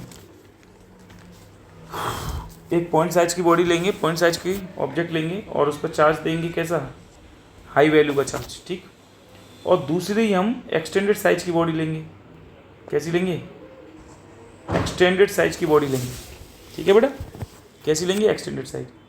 अब देखो वही चीज़ मैंने बोला था, एक्सटेंडेड साइज की बॉडी ले लेंगे, एक्सटेंडेड साइज की बॉडी ले लेंगे, पर कैसी लेंगे, एक न्यूट्रल बॉडी लेंगे, न्यूट्रल या अनचार्ज बॉडी लेंगे। क्या है, न्यूट्रल या अनचार्ज बॉडी लेंगे। इस हैवी चार्ज की वजह से या हाई वैल्यू ऑफ चार्ज की वजह से क्या होगा, यहाँ पर नेगेटिव चार्ज आ जाएगा इंड्यूस, और इस पॉजिटिव की वजह से इस पे क्या होगा, क्योंकि अनचार्ज बॉडी के पास तो भाई जितने नेगेटिव चार्जेस होंगे उतने ही पॉजिटिव चार्जेस होंगे, तो ये नेगेटिव चार्जेस क्या करेंगे इस अनचार्ज बॉडी के, ये हैवियर वैल्यू रखने की वजह से ये क्या करेगा, उन नेगेटिव चार्ज को अपनी ओर खींच लेगा, ठीक है, और इन पॉजिटिव चार्जेस को क्या करेगा, रिपेल कर देगा। बताओ, कर देगा नहीं कर देगा, ठीक है, ठीक। तो आप क्या देखेंगे कि सर अभी भी आप देख सकते हैं यहाँ पर जो यहाँ से यहाँ तक की जो दूरी है ये मान लिया आर है, और भैया यहाँ से यहाँ तक की दूरी कितनी होगी, ये दूरी होगी आर डैश। जब दूरी कम होगी तो फोर्स ज़्यादा होगा नहीं होगा, जब दूरी कम होगी तो फोर्स ज़्यादा होगा या नहीं होगा, तो है ना। तो यहाँ पर फिर से आप देखेंगे कि सर जो अट्रैक्टिव फोर्स है वो रिपल्सिव फोर्स से ज़्यादा होगा। क्या होगा, अट्रैक्टिव फोर्स ग्रेटर देन होगा किससे, रिपल्सिव फोर्स है। अब ऐसा इसलिए हो रहा है कि दूरी कम है आर डैश से, तब होगा ऐसा। तो ओवरऑल नेट फोर्स किधर लगेगा बच्चों, इस बॉडी पे ओवरऑल नेट फोर्स जो लगेगा वो अट्रैक्टिव फोर्स की तरफ लगेगा, नेट फोर्स किधर लगेगा, अट्रैक्टिव फोर्स की तरफ लगेगा नेट फोर्स। तो जिस वजह से जो अगर हमारे पास अनचार्ज बॉडी भी है तो वो एक क्या होगी एक, अगर कोई पॉजिटिव चार्ज इसके पास रख दिया हैवी वैल्यू का, तो वो क्या करने लगेगा, अपनी ओर अट्रैक्ट करने लगेगा। क्या करने लगेगा, अट्रैक्ट करने लगेगा। तो कह रहा है कि क्या कोई चार्ज बॉडी न्यूट्रल बॉडी को अट्रैक्ट कर सकती है, बताओ, बिल्कुल कर सकती है। क्या होगा आंसर, सही होगा। चलिए नेक्स्ट देखिए सी क्वेश्चन, कह रहा है सी पे कि दो आइडेंटिकल मेटेलिक स्फीयर हैं of exactly equal masses are taken, one is given a positive charge q, other an equal negative charge, ठीक है। दो बॉडीज हैं, देखो बेटे सी पार्ट देख लो, कह रहा है दो identical metallic sphere of exactly equal masses are taken. हमने शुरुआत में दोनों बॉडियों पर कोई बॉडी रही होंगी ए और बी, ठीक है, इक्वल मासेस की रही, पहले भी जो मास था वही मास बाद में हुआ, ठीक है, कोई बात नहीं। फिर कह रहा है one is given A positive charge, इस वाली बॉडी को हमने पॉजिटिव चार्ज दे दिया। ये बताओ ये वाली बॉडी पॉजिटिवली चार्ज हुई, कैसी बॉडी चार्ज हुई, पॉजिटिवली चार्ज। बेटा बॉडी पॉजिटिवली चार्ज पता है कब होती है, जब वो बॉडी इलेक्ट्रॉन क्या करती है, इलेक्ट्रॉन लूज करती है। जो बॉडी इलेक्ट्रॉन लूज करती है तो वो कैसी बॉडी कहलाएगी, लाइटर बॉडी। कैसी हो जाएगी, लाइटर ऑब्जेक्ट हो जाएगा, लाइटर क्या बोल सकते हो, लाइटर ऑब्जेक्ट हो गया या लाइटर बॉडी होगी। कोई दिक्कत, हल्की हो जाएगी, हल्की बॉडी हो जाएगी ना भाई, हल्की बॉडी हो जाएगी। चलो ठीक है, जो दूसरी बॉडी है बी, ठीक है, इसको हमने कह रहा है नेगेटिवली चार्ज किया, क्वेश्चन बोल रहा है ये, मैं कुछ नहीं बोल रहा। अदर वाली नेगेटिव चार्ज हुई, तो बच्चों जब दूसरी वाली बॉडी नेगेटिवली चार्ज हो जाएगी, तो मैंने तुमने बताया भी था नेगेटिवली चार्ज बॉडी कब होती है, जब इलेक्ट्रॉन्स गेन करती है। जब इलेक्ट्रॉन गेन करेगी तो ये बॉडी तो हैवियर हो जाएगी, तो बोलो ना हैवियर बॉडी हो जाएगी, नहीं हो जाएगी, भारी हो जाएगी बॉडी, ठीक है। तो इसका मास क्या हो जाएगा, बढ़ जाएगा। तो जाहिर सी बात है जब कोई बॉडी नेगेटिवली चार्ज हो जाती है, तो ये बॉडी कोई हमारे पास पॉजिटिवली चार्ज है, तो जाहिर सी बात है जो नेगेटिवली चार्ज बॉडी होती है उसका जो मास होता है, बी वाली बॉडी का जो मास होगा ए वाले से बड़ा होगा। क्यों? क्योंकि मास क्या हो जाता है, बढ़ जाता है। ये आपको ध्यान रखना, ठीक है। तो ये कंसेप्ट था जो आपको याद रखना। चलिए नेक्स्ट क्वेश्चन पे आते हैं। क्वेश्चन नंबर 5 देखते हैं मेरे भाई। क्वेश्चन नंबर 5 देखिए क्या है, कह रहे हैं how many mega coulombs of positive charges are present in 2 mole of neutral hydrogen gas. देखिए गैस है, हाइड्रोजन गैस है। कौन सी गैस है बच्चे? ये हाइड्रोजन गैस है। अब पता है आपको हाइड्रोजन गैस का एक मोल ऑफ हाइड्रोजन गैस क्या रखेगा? कंसिस्ट मतलब रखता है कितने हाइड्रोजन के मॉलिक्यूल्स रखेगा? बोलो 6.023 into 10⁻23 number of molecules of hydrogen gas रखेगा, number of molecules of hydrogen gas रखेगा, ठीक है। अब अगर बात कर रहे हैं ये 2 मोल अगर हों गैस, हाइड्रोजन गैस की, तो वो कुल टोटल 2 मोल में कितने रखेगी? ये रखती है consist n number of molecules, मान लिया n नंबर ऑफ मॉलिक्यूल्स रखती है, n number of molecules of hydrogen gas की। तो ये n की वैल्यू बच्चों कैसे निकालेंगे कि सर कंजुगेट का मल्टीप्लाई कर देंगे, n का मल्टीप्लाई 1 से करेंगे और 2 का मल्टीप्लाई 6.023 इंटू 10⁻23 से कर देंगे। सर n की वैल्यू क्या आ जाएगी? n की वैल्यू आ जाएगी 12.046 इंटू 10⁻23, ये आएंगे number of molecules of H2 gas, hydrogen gas के मॉलिक्यूल्स आएंगे, ठीक है सर। इसके बाद क्या करेंगे? अब देखेंगे एक मॉलिक्यूल जो है, एक हाइड्रोजन गैस का जो मॉलिक्यूल है, एक हाइड्रोजन गैस मॉलिक्यूल जो है वो जो है आपको पता है कितने इलेक्ट्रॉन्स रखेगी? हैव इलेक्ट्रॉन्स, कितने इलेक्ट्रॉन्स रखेगी बताओ? तो देखो इसका एटॉमिक नंबर निकाल लो। एटॉमिक नंबर कितना हुआ हाइड्रोजन गैस का? 2 × 1 = 2। 2 का मतलब समझते हो? इतने इलेक्ट्रॉनों की संख्या रखेगी, जितनी इलेक्ट्रॉनों की संख्या होगी उतने ही प्रोटोनों की क्या होगी? संख्या होगी। ये तो समझ में आ गया। तो एक मॉलिक्यूल्स में कितने इलेक्ट्रॉन हैं? 2 इलेक्ट्रॉन। भाई यही तो मतलब हुआ, एक मॉलिक्यूल्स में कितने हैं? 2 इलेक्ट्रॉन हैं, 2 इलेक्ट्रॉन से। तो अब मुझे बताओ इतने मॉलिक्यूल्स में कितने इलेक्ट्रॉन होंगे? बताओ n मॉलिक्यूल्स में, n हाइड्रोजन गैस मॉलिक्यूल्स में, n हाइड्रोजन, n की वैल्यू रख दो डायरेक्ट, चलो ये रख दो 12.046 इंटू 10⁻23, ठीक है। हाइड्रोजन गैस मॉलिक्यूल्स में, कितने इलेक्ट्रॉनों की संख्या होगी? n होगी। भाई एक हाइड्रोजन गैस मॉलिक्यूल्स में कितने इलेक्ट्रॉनों की संख्या होगी? उसके एटॉमिक नंबर के बराबर। वो एटॉमिक नंबर कैसे निकालते हो? 2 इंटू हाइड्रोजन का कितना होता है? 1। तो 2 इलेक्ट्रॉन होंगे। कितने होंगे बेटा? 2 इलेक्ट्रॉन होंगे। तो बताओ इतने मॉलिक्यूल्स में कितने इलेक्ट्रॉन होंगे? n होंगे। तो n का मल्टीप्लाई कर दो भैया, n इंटू 1 इक्वल टू हो जाएगा 2 इंटू 12.046 इंटू 10⁻23। सर ये क्या कर दिया हमने? अरे भैया जो हाइड्रोजन गैस है उसमें इलेक्ट्रॉनों की संख्या उसके एटॉमिक नंबर के बराबर होती है। एटॉमिक नंबर को Z से डिनोट करते हैं। तो इसका एटॉमिक नंबर कितना हुआ? हाइड्रोजन का एटॉमिक नंबर 1 होता है। हाइड्रोजन के क्या एटम है? 2। 2 का मल्टीप्लाई कर दिया तो 2 इंटू 1 बराबर 2 हो गया। तो 2 इलेक्ट्रॉन होंगे। एक मॉलिक्यूल्स में 2 इलेक्ट्रॉन होंगे। तो इतने मॉलिक्यूल्स में कितने होंगे? मान लिया n। तो n की वैल्यू कितनी आएगी भैया? n की वैल्यू आएगी 2 इंटू इतना।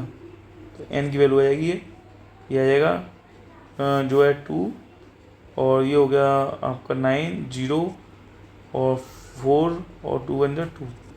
तो ये आ गया आपका 24 पॉइंट, कितना आ गया मेरे भाई? 24.092 इंटू 10⁻23। अब चार्ज निकालना है मेरे भाई, तो Q बराबर क्या होगा? n ही।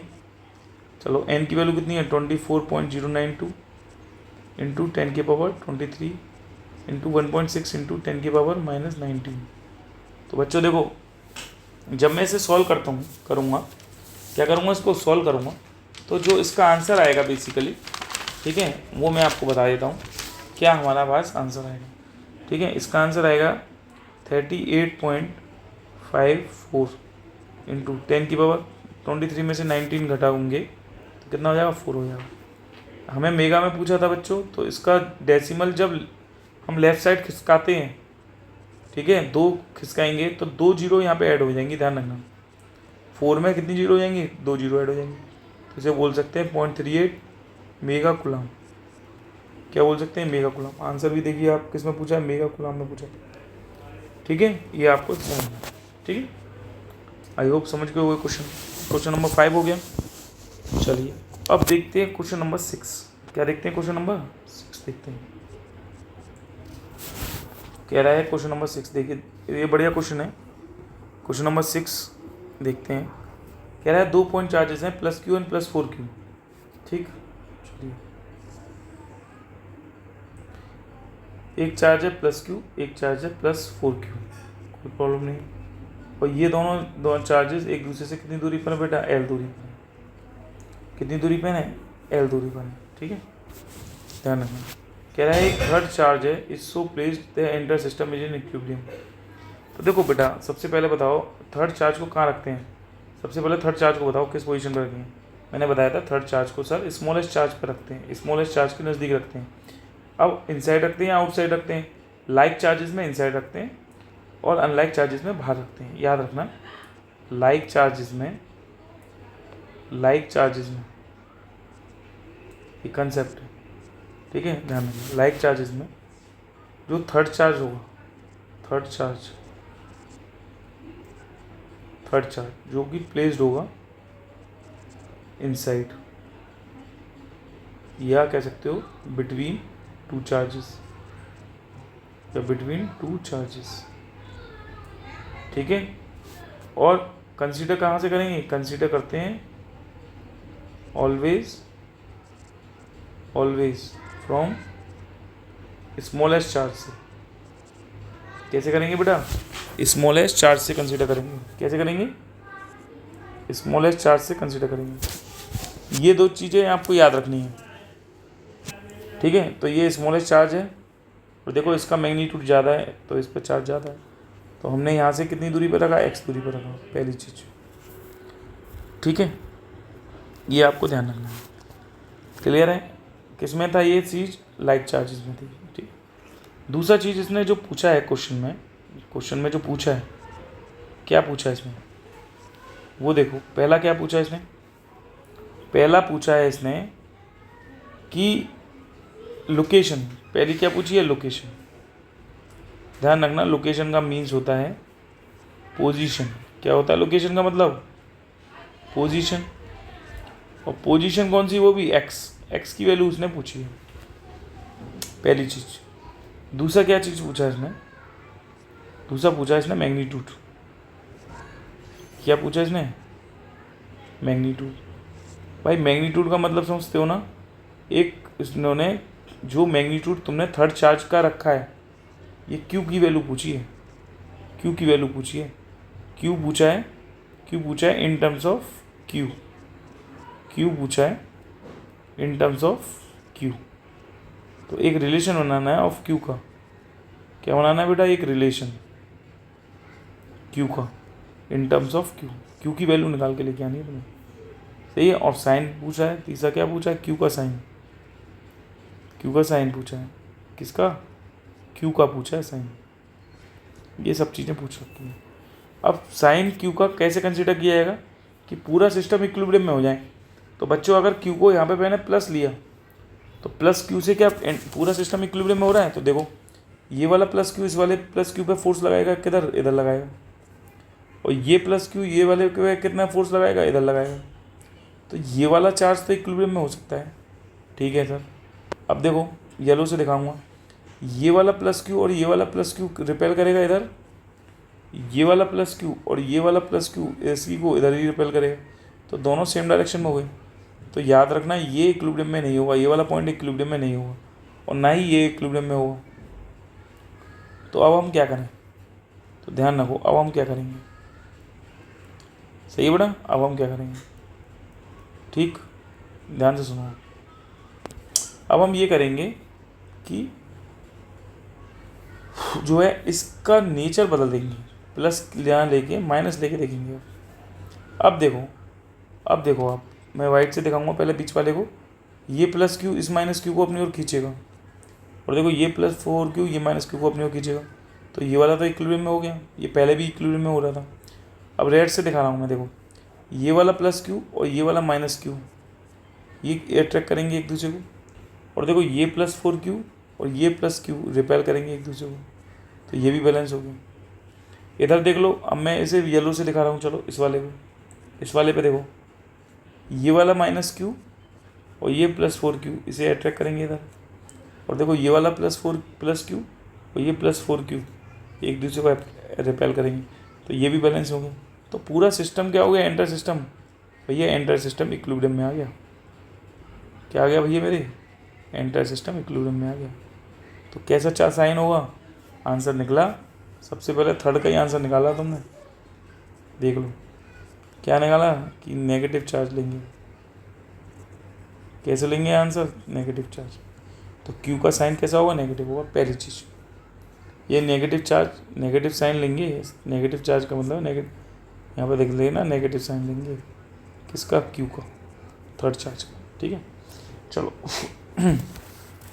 तो हमें जब भी कभी पोजीशन निकालनी है, ध्यान रखना, अगर पोजीशन निकालनी है या लोकेशन निकालनी है, या लोकेशन निकालनी है, तो हम हमेशा याद रखना किसको इक्विलिब्रियम में बनाते हैं, याद रखना माइनस क्यू को इक्विलिब्रियम में बनाते हैं। पोजीशन या लोकेशन निकालनी हो तो always always always consider third charge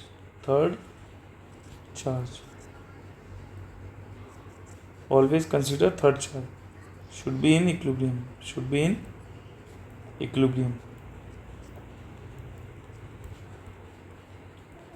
एक तो कंसीडर करेंगे थर्ड चार्ज जो कि क्या होगा, इक्विलिब्रियम में होना चाहिए, ठीक है।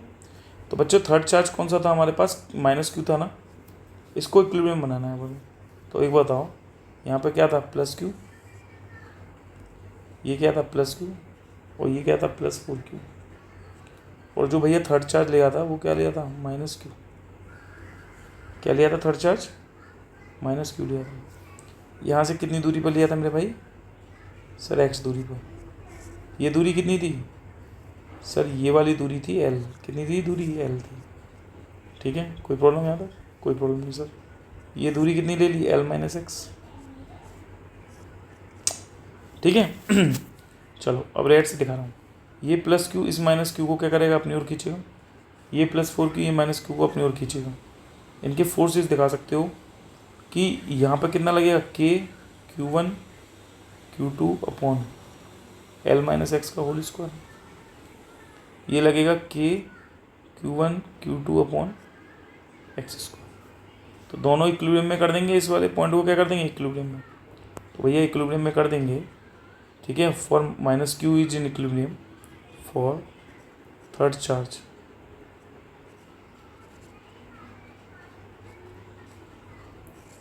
इन इक्विलिब्रियम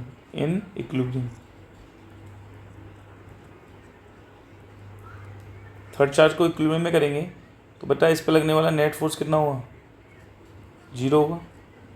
तो नेट फोर्स 0 होने के लिए ये वाला फोर्स और ये वाला फोर्स दोनों बराबर कर देंगे, तभी तो होगा नेट फोर्स 0। तो KQ into 4Q upon L minus x का whole square equal to K small q capital Q upon x square.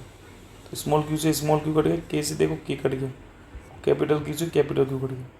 तो बच्चों कितना आ गया, 4x स्क्वायर इक्वल टू आ गया L माइनस एक्स का होल स्क्वायर, ठीक है भाई। दोनों का स्क्वायर रूट कर दो तो कितना आ जाएगा, 2x बराबर जाएगा L माइनस एक्स। तो बच्चों कितना आ जाएगा, 3x बराबर L। तो यहाँ से x की वैल्यू आ जाएगी L/3, कितनी आएगी x की वैल्यू, L/3 आएगी। तो ये हमारे पास क्या निकली, पोजीशन। क्या निकली हमारे पास, पोजीशन, या क्या निकली, लोकेशन। कि नेगेटिव चार्ज जो थर्ड चार्ज है वो प्लस क्यू से कितनी दूरी पे है, L/3 की दूरी पर है, ये आपने बता दिया, ठीक है।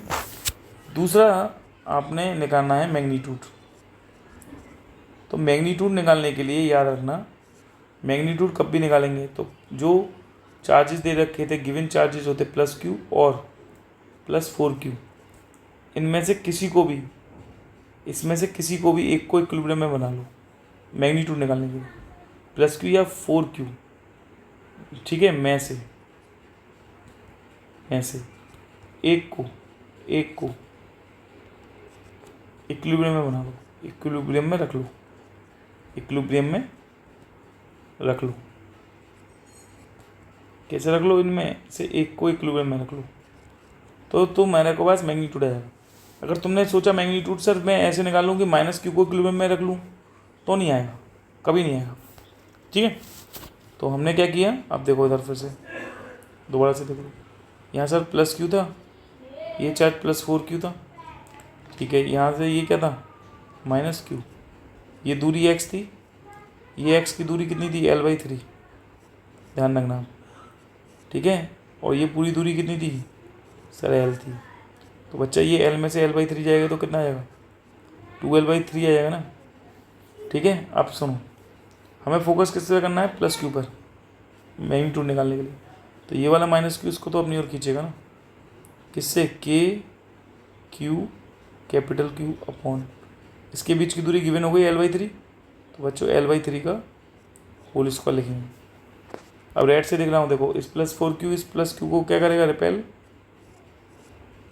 तो बताओ कितना होगा, KQ capital Q 4Q upon, इनके बीच की दूरी कितनी है, L², तो ये L² होगी। अब for plus Q should be in equilibrium, for plus Q in equilibrium, for plus Q के लिए इन इक्विलिब्रियम,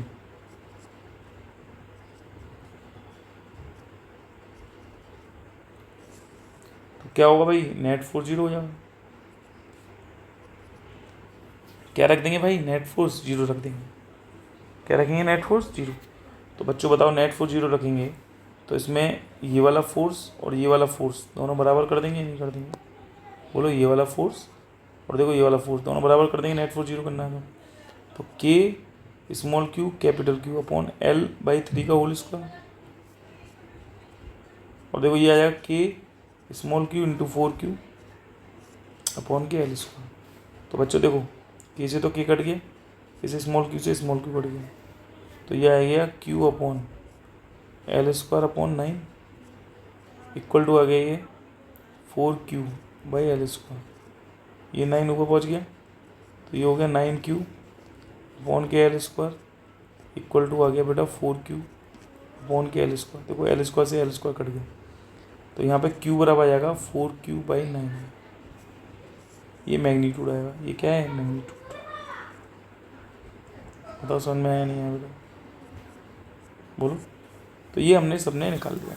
हाँ, इस वाले क्वेश्चन को आप एक तरीके से और कर सकते थे। ये वाला क्वेश्चन जो था बहुत आसान था, कि आपको पता था, मैंने बताया था, जब भी कभी दो लाइक चार्जेस होते हैं, जब भी कभी कोई दो लाइक चार्जेस होते हैं, मैं बताया था, एक प्लस क्यू और एक प्लस 4Q, तो जो दूरी हम नापते हैं थर्ड चार्ज की, जो हमने नेगेटिव लिया था, वो स्मॉलेस्ट चार्ज से नापते हैं, कोई दिक्कत नहीं थी। तो x बराबर फॉर्मूला होता था इसका D/√n+1, ठीक। सर d कितना था, यहाँ पे d जो था distance between the two charges थी, वो कितनी थी distance between the two charges मेरे भाई, वो थी L, कितनी थी L। तो यहाँ पे d की वैल्यू कितनी आ गई, d की वैल्यू आ गई L।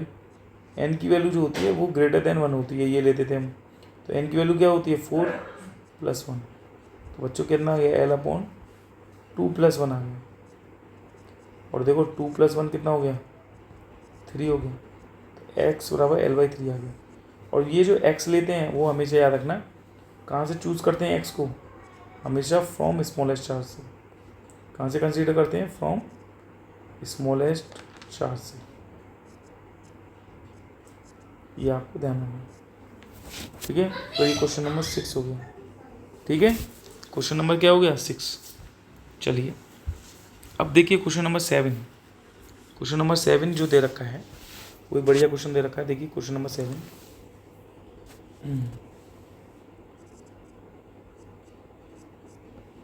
ठीक है, क्वेश्चन नंबर 7 कह रहा है 3 charges of equal magnitude Q are placed at the vertices of equilateral triangle of side L। ये कह रहा है, देखिए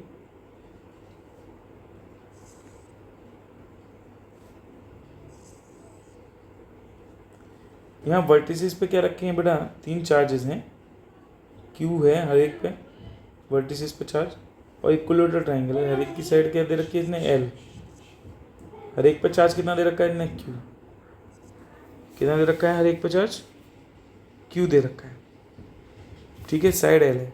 कह रहा है how can the system in equilibrium.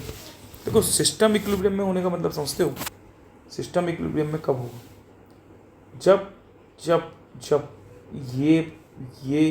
ये सब के सब इक्विलिब्रियम में आए, होगा या नहीं होगा। अच्छा तो चलो अब हम यही देखते हैं, ये इक्विलिब्रियम में कब आएंगे, देखो होगा क्या, यहाँ पे जो सेंट्रोइड है, सेंट्रोइड क्या होगा, सेंट्रोइड, इस पर हमें एक थर्ड चार्ज को रखना पड़ेगा अगर हमें इक्विलिब्रियम में बनाना है तो।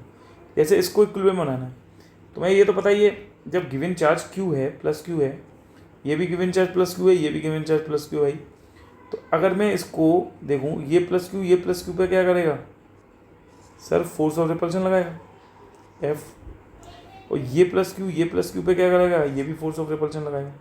इक्विलेटरल ट्राइंगल है, ये एंगल कितना होगा 60 डिग्री, तो बच्चा ये एंगल 60 डिग्री होगा तो ये भी तो एंगल 60 डिग्री होगा, बोलो होगा बेटा, बताओ होगा।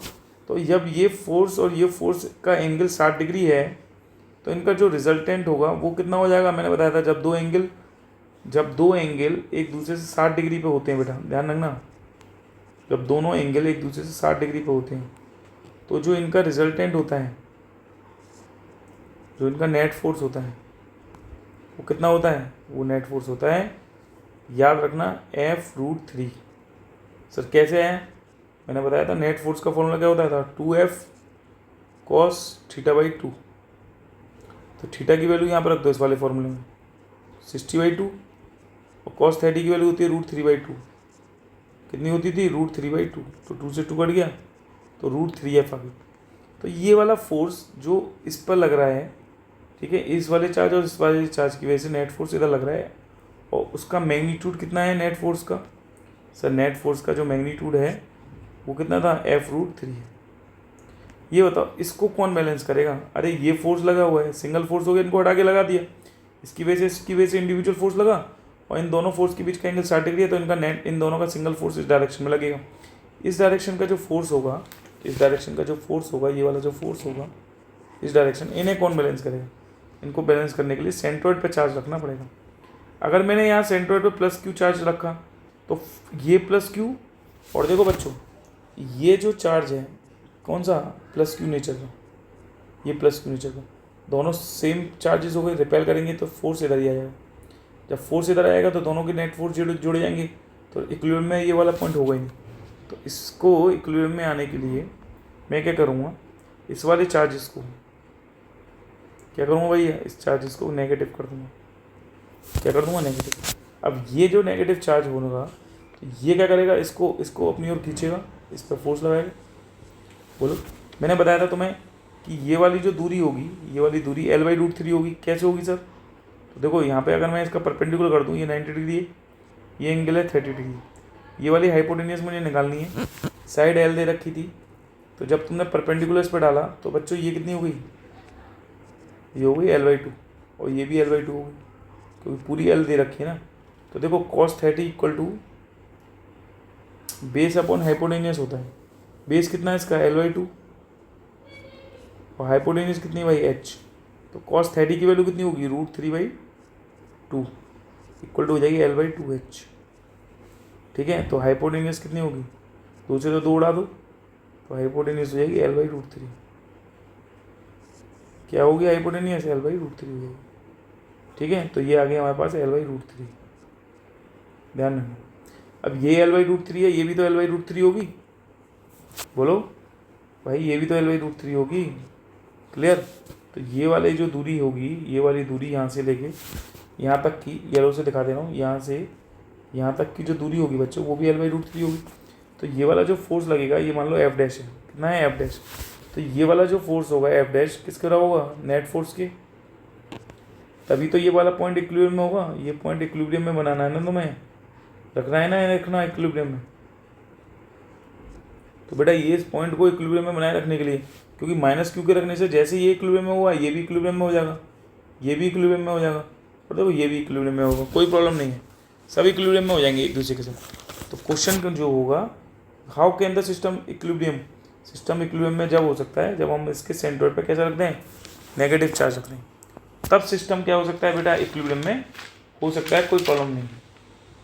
ठीक है, कोई प्रॉब्लम नहीं है, किसी भी तरीके से सिस्टम कैसा हो सकता है, इक्विलिब्रियम में आ जाएगा, तुरंत आ जाएगा सिस्टम इक्विलिब्रियम में, कोई प्रॉब्लम नहीं है। ठीक है, ये आपको ध्यान रखना है। ठीक है, चलो तो एफ डैश की वैल्यू बता दो कितनी होगी। एफ डैश की वैल्यू सर होगी के, Q1 की वैल्यू कितनी है Q, Q2 की वैल्यू कितनी है capital Q upon F dash, इनके बीच की दूरी कितनी है L/√3, कितनी है L/√3 का होल स्क्वायर।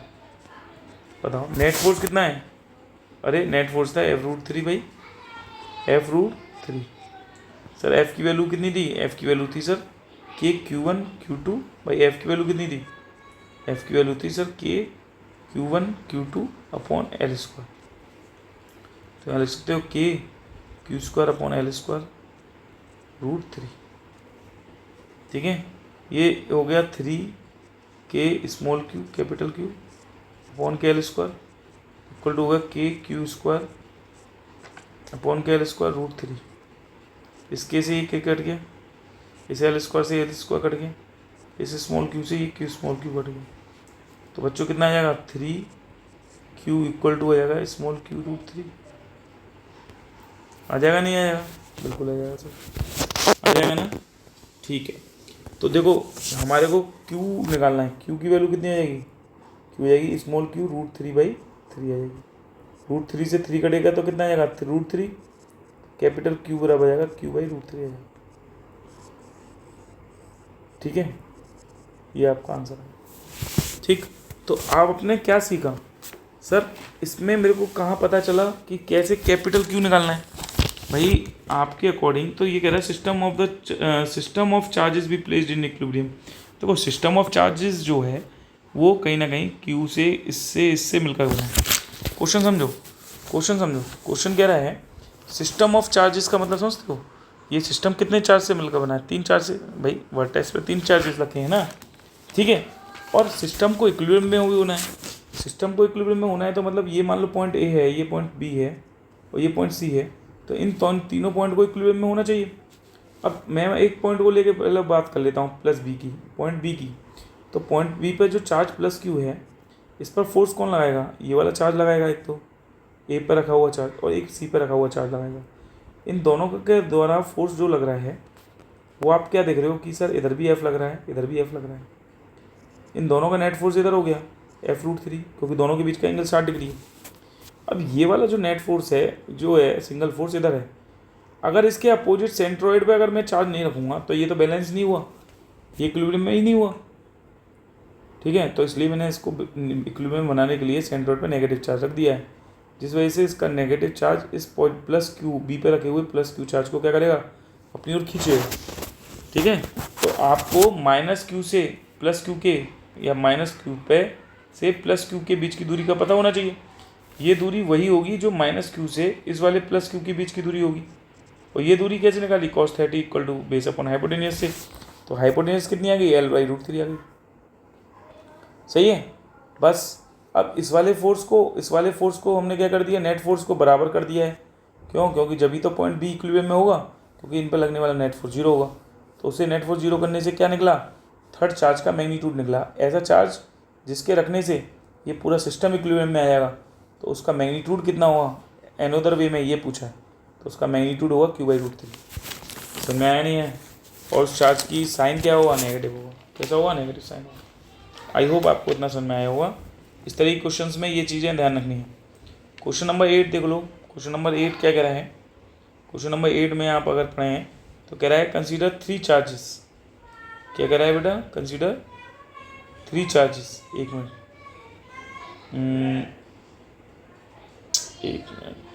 इसमें व्यूज में लाते हैं, है ना।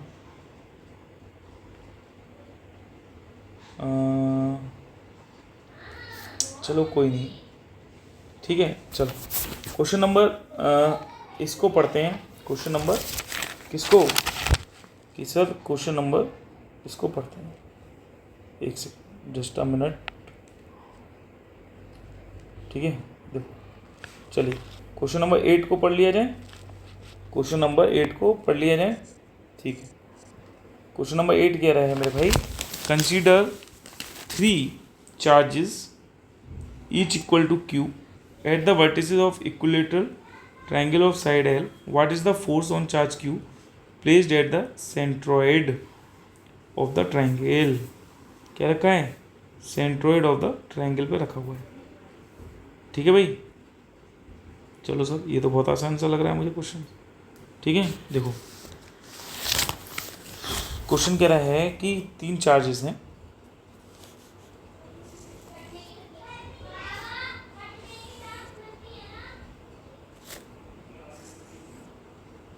ठीक है, 3 चार्जेस हैं, हर एक पर चार्ज क्या है? Equal to Q. ये भी क्यू है, ये भी क्यू है और ये भी क्यू है। ठीक है, जस्ट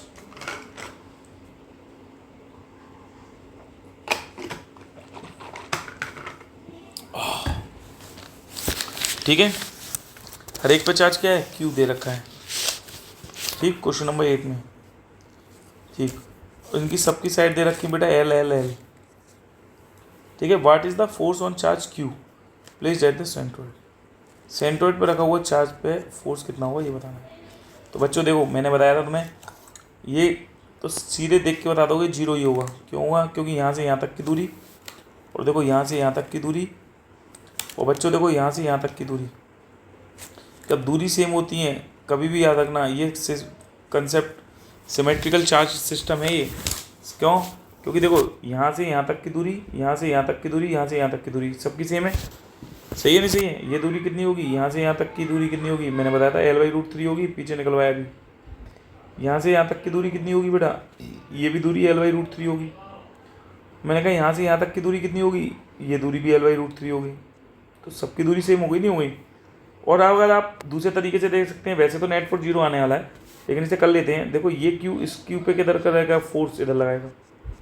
ये वाला क्यू इस वाले क्यू पे फोर्स किधर लगाएगा? इधर लगाएगा। सेम मैग्नीट्यूड का फोर्स लगने वाला है।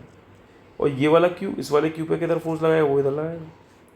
तो अब आप क्या देख रहे हो कि सर इसके द्वारा इस पे लगने वाला फोर्स, इसके द्वारा इस पे लगने वाला फोर्स, और इसके द्वारा इस पे लगने वाला फोर्स, ये सब फोर्स क्या है? एक दूसरे के बराबर है। दूसरी चीज़, इनके बीच का एंगल ये कितना हुआ? ये मैंने बताया 30 था, ये बच्चों 90 है। ये कितना हुआ? 60। ऐसे ही देखो ये 90 है, ये 30 है, तो ये हो जाएगा 60। ऐसे ये 30 है, ये 90 है, तो ये भी हो जाएगा 60। कहने का मतलब है हर एक एंगल कितना हो जाएगा? 120 डिग्री का हो जाएगा। तो ये बताओ, इस फोर्स और इस फोर्स के बीच का एंगल जब 120 डिग्री है, तो इसके द्वारा लगने वाला इसका नेट फोर्स कितना होगा बच्चों? इस पर नेट फोर्स होता है एफ। जब दो फोर्स के बीच का एंगल 120 डिग्री होता है, तो उसका नेट फोर्स कितना होता है? एफ होता है। तो ये एफ और ये एफ एक दूसरे के क्या है? इक्वल और अपोजिट है। तो बेटा नेट फोर्स कितना आ जाएगा? आंसर नेट फोर्स आ जाएगा 0 आ जाएगा। कितना आ जाएगा? नेट फोर्स 0 आ जाएगा। तो ये याद रखना है आपको, ध्यान से समझ। ठीक है, आप इसको नेट मत लिखो, यहाँ पर एफ डैश लिख लो, एफ डैश नेट। ठीक है, क्योंकि यहाँ एफ नेट तो ऑलरेडी इसका और इसका निकाल दिया ना, दोनों का सिंगल फोर्स कितना निकाला है? एफ निकाला है। और ये एफ दोनों एक दूसरे के अपोजिट हैं, तो नेट फोर्स 0 हो गया। ठीक है बेटा, तो क्वेश्चन नंबर 8 तो बहुत इजी क्वेश्चन था। ठीक है, वैसे भी सिमेट्री की वजह से भी बता सकते हो डायरेक्टली, और मैंने वैसे भी करके दिखा दिया। ये जो फोर्स है इसका मैग्नीट्यूड कितना हुआ, तो तुम बता सकते हो के Q1 Q2 अपॉन इनके बीच की दूरी कितनी है? L/√3 का होल स्क्वायर। ठीक है बेटा, ये ध्यान रखना। चलो क्वेश्चन नंबर 8 के बाद हम बढ़ते हैं क्वेश्चन नंबर 9 पे। ठीक है, क्या बढ़ते हैं? क्वेश्चन नंबर 9 पे बढ़ते हैं। ठीक, देखिए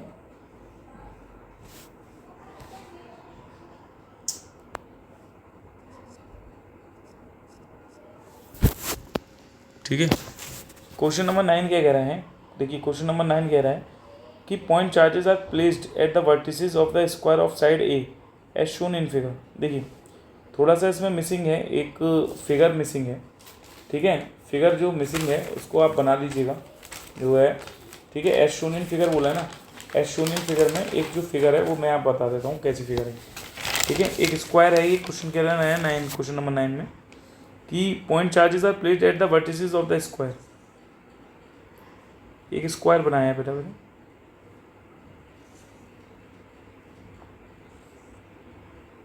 ये स्क्वायर बना हुआ है, इसमें फिगर में इस तरीके से चार्जेस दे रखे हैं, क्यू क्यू और कैपिटल क्यू कैपिटल क्यू।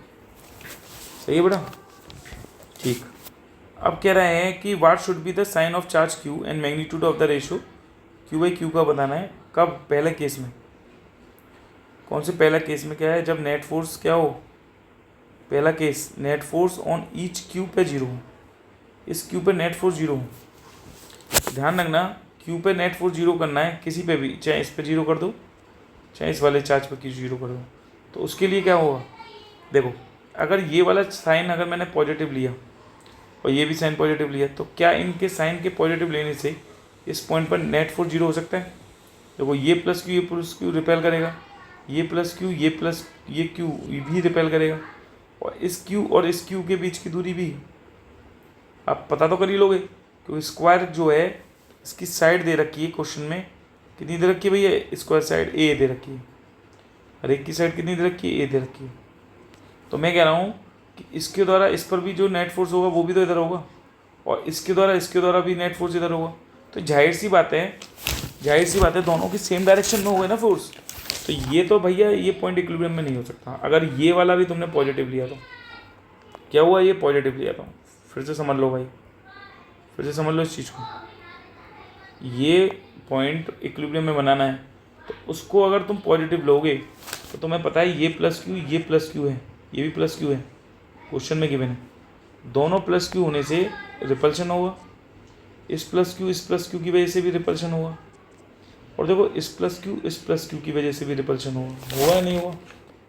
बराबर होगा। तो मैं ये कह रहा हूँ कि इसका और इस वाले का फोर्स जो होगा वो भी इसी डायरेक्शन में आएगा, तो दोनों सेम डायरेक्शन में आएंगे, तो प्लस क्यू नहीं हो सकता कभी, ये कह रहा हूँ। तो इनकी अपोजिट नेचर लेंगे। कैसी लेंगे? Opposite nature. कैसी लेंगे बेटा? अपोजिट नेचर लेंगे। कैसी लेंगे? इसकी नेचर दोनों की कैसी लेंगे? अपोजिट। अपोजिट कैसी होगी? अपोजिट होगी माइनस क्यू और इसकी माइनस क्यू, तब ये इक्विलिब्रियम में बन सकता है। क्या हो सकता है? इक्विलिब्रियम में हो सकता है। तब इस पे देखो क्वेश्चन कह रहा है ना, तब आप इस पर net force on each Q पे क्या होगा? जीरो हो जाएगा। अब देखो कैसे, देखो ये माइनस क्यू और ये प्लस क्यू है, ये अट्रैक्ट करेगा इधर, कितना फोर्स लगेगा? के Q1 Q2 अपॉन इनके बीच की दूरी कितनी है? ए स्क्वायर, ये दूरी ए है, हो जाएगा। ठीक है सर, ये माइनस क्यू है ये प्लस क्यू है, तो ये भी अट्रैक्ट करेंगे बच्चों, किस फोर्स से? यही फोर्स से, के Q1 Q2 अपॉन ए स्क्वायर। ठीक है, ये हो गया। अब ये क्यू और ये क्यू दोनों क्या करेंगे? देखो उधर ध्यान से, क्या करेंगे? ये रिपेल कर देंगे। क्या कर देंगे? ये रिपेल कर देंगे। क्या करेंगे? ये रिपेल करेंगे। ये इसका रिपल्शन फोर्स किधर होगा? ऊपर की ओर होगा, एफ डैश। इसका फॉर्मूला क्या होगा? के Q into Q square upon, बेटा यहाँ से डायगोनल के बीच की दूरी कितनी होगी? ये ए है, तो ये कितनी हो जाएगी? A√2 हो जाएगी, तो यही हो जाएगी A√2 का होल स्क्वायर। ठीक है सर। अब देखो इसको क्यू पे नेट फोर्स ऑन क्यू पे जीरो करा है, ध्यान रखना। तो उसके लिए क्या है? उसके लिए क्यू को कैसा होना पड़ा? माइनस क्यू होना पड़ा।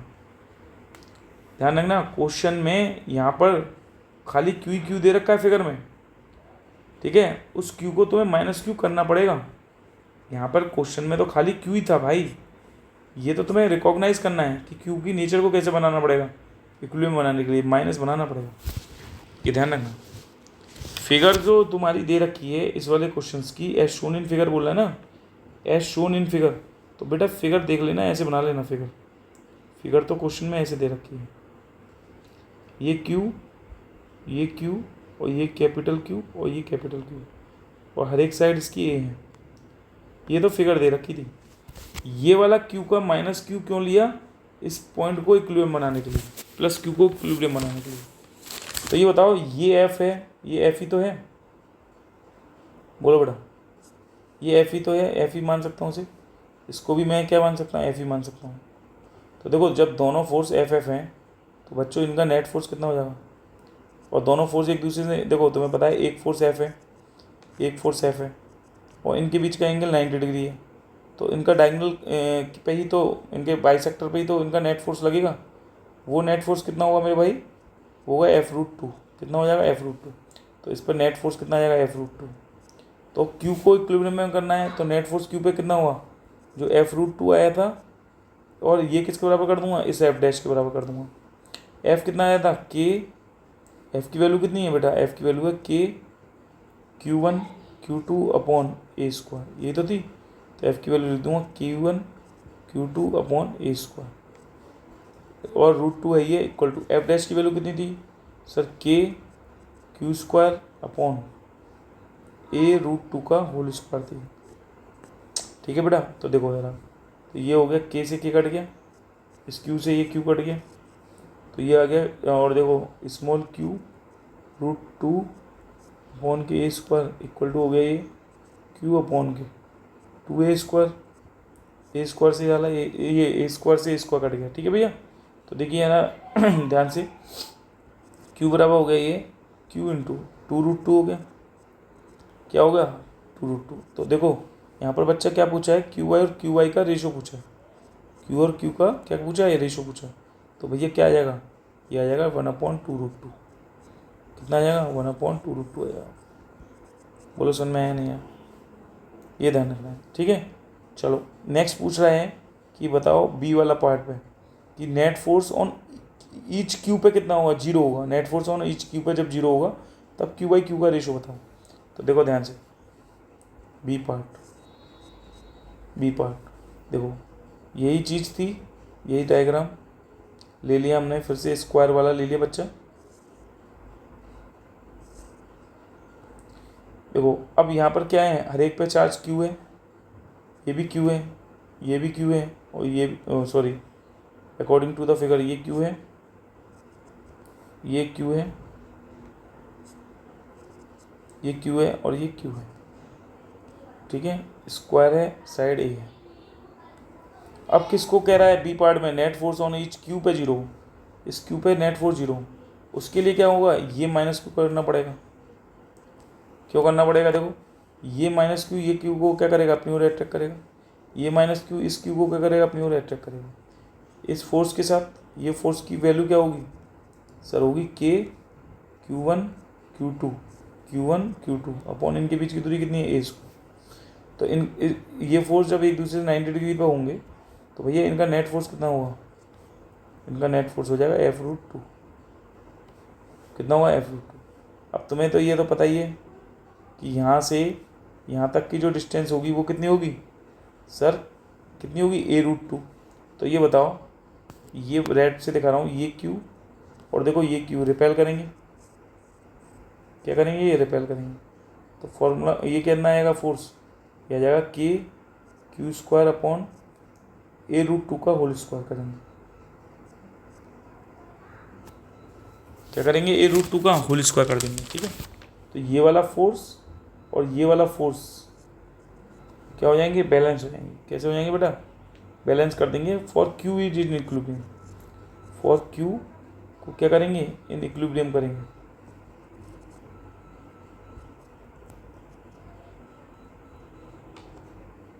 Q को क्या कर देंगे, इक्विलिब्रियम कर देंगे। Q को इक्विलिब्रियम करने के लिए नेट फोर्स क्या होगा, 0। कितना होगा, नेट फोर्स 0। नेट फोर्स 0 होने के लिए क्या होगा, ये वाला फोर्स और ये वाला फोर्स एक दूसरे के बराबर कर देंगे। तो मेरे भाई K Q square upon A√2 का होल स्क्वायर इक्वल टू कितना हो जाएगा, ये F√2, क्योंकि F√2 कितना होगा मेरे भाई, F की वैल्यू है ये, रख देंगे K Q स्क्वायर अपॉन ये हो जाएगा A square into 2 equal to F की वैल्यू क्या होगी, F की value K small q capital Q upon A square √2 हो जाएगी। सही है बेटा, देखो A स्क्वायर से तो A स्क्वायर कट जाएगा, स्मॉल q से ये स्मॉल q कट जाएगा, इस K से ये K कट जाएगा। तो बच्चों देखो स्मॉल q बराबर आ जाएगा कैपिटल Q 2√2। तो मैं चाहिए किसका ratio, small q by capital Q का, तो ये रेशो आ जाएगा 2√2 आ जाएगा। बताओ समझ में आया नहीं, ठीक है, आई होप समझ में आया होगा। ठीक है बेटा, क्लियर है यहाँ तक? कोई प्रॉब्लम हो तो बता दीजिए। ठीक, मैं नहीं समझता कोई दिक्कत हुई होगी। फिर से देख लो ये क्वेश्चंस। ये आपको क्वेश्चंस में यहाँ पर जो था ये क्यू, ये स्मॉल क्यू, ये स्मॉल क्यू दे रखा था, साइन नहीं दे रखा था। ये आपको इक्विलिब्रियम में बनाने था क्यू को। पहला क्वेश्चन में ये बोल रहा है कि net force on each Q पर 0 होना चाहिए, इस पर 0 होना चाहिए। तो देखो इसने नेगेटिव रखने से क्या हो जाएगा, ये नेगेटिव इस पॉजिटिव को अपनी ओर अट्रैक्ट करेगा, ये नेगेटिव इस नेगेटिव को अपनी ओर अट्रैक्ट करेगा। सेम फोर्स होंगे क्योंकि Q into Q upon R square, Q into Q upon R square. F अगर दोनों फोर्स सेम लगे हों 90 डिग्री पर, तो इनके बीच का नेट फोर्स कितना होगा, F√2 होगा। अब इस F√2 को बैलेंस कौन करेगा, ये क्यू और ये क्यू के बीच में लगने वाला फोर्स और रिपल्सन जो होगा KQ² अपॉन देखो यहाँ से यहाँ तक की दूरी ली है बेटा, ये दूरी ली है, ये पूरी दूरी, ये दूरी डायगोनल क्या होता है, स्क्वायर का डायगोनल क्या होगा, A√2 होगा। तो इसलिए यहाँ पे A√2 का होल स्क्वायर लिखा है बस। तो दोनों को इक्वेट कर दिया है, तो यहाँ से रिलेशन निकाल दिया। ऐसे ही क्यू को हमें क्या करना है, इक्विलिब्रियम में करना है। इसको कर लो चाहे इसको कर लो, तो इसको माइनस होना पड़ेगा, माइनस क्यू। तो ये माइनस क्यू इस क्यू को क्या करेगा, अपनी ओर खींचेगा। इस ये माइनस क्यू इसको अपनी ओर खींचेगा। किस फोर्स से खींचेगा, Q1 Q2 upon A square से। अब इनका डायगोनल जाहिर सी बात है ये 90 डिग्री पे एक दूसरे से, इनका जो नेट फोर्स होगा, रिजल्टेंट होगा, वो F√2 होगा। वो कहाँ लगेगा, इनके एंगल बाइसेक्टर पे। अब ये वाला क्यू और ये वाला क्यू फोर्स ऑफ रिपल्शन लगेगा। ठीक है, इनके बीच की दूरी कितनी है, A√2 है, क्योंकि ये डायगोनल है का स्क्वायर। तो ये वाला जब इसके बराबर हो जाएगा तब क्या होगा, ये नेट फोर्स 0 होगा। तो हमने यहाँ से इसका रेशियो निकाल लिया। ठीक है, आई होप समझ में आया होगा। चलिए क्वेश्चन नंबर 10 देख लेते हैं, लास्ट क्वेश्चन है क्वेश्चन नंबर 10।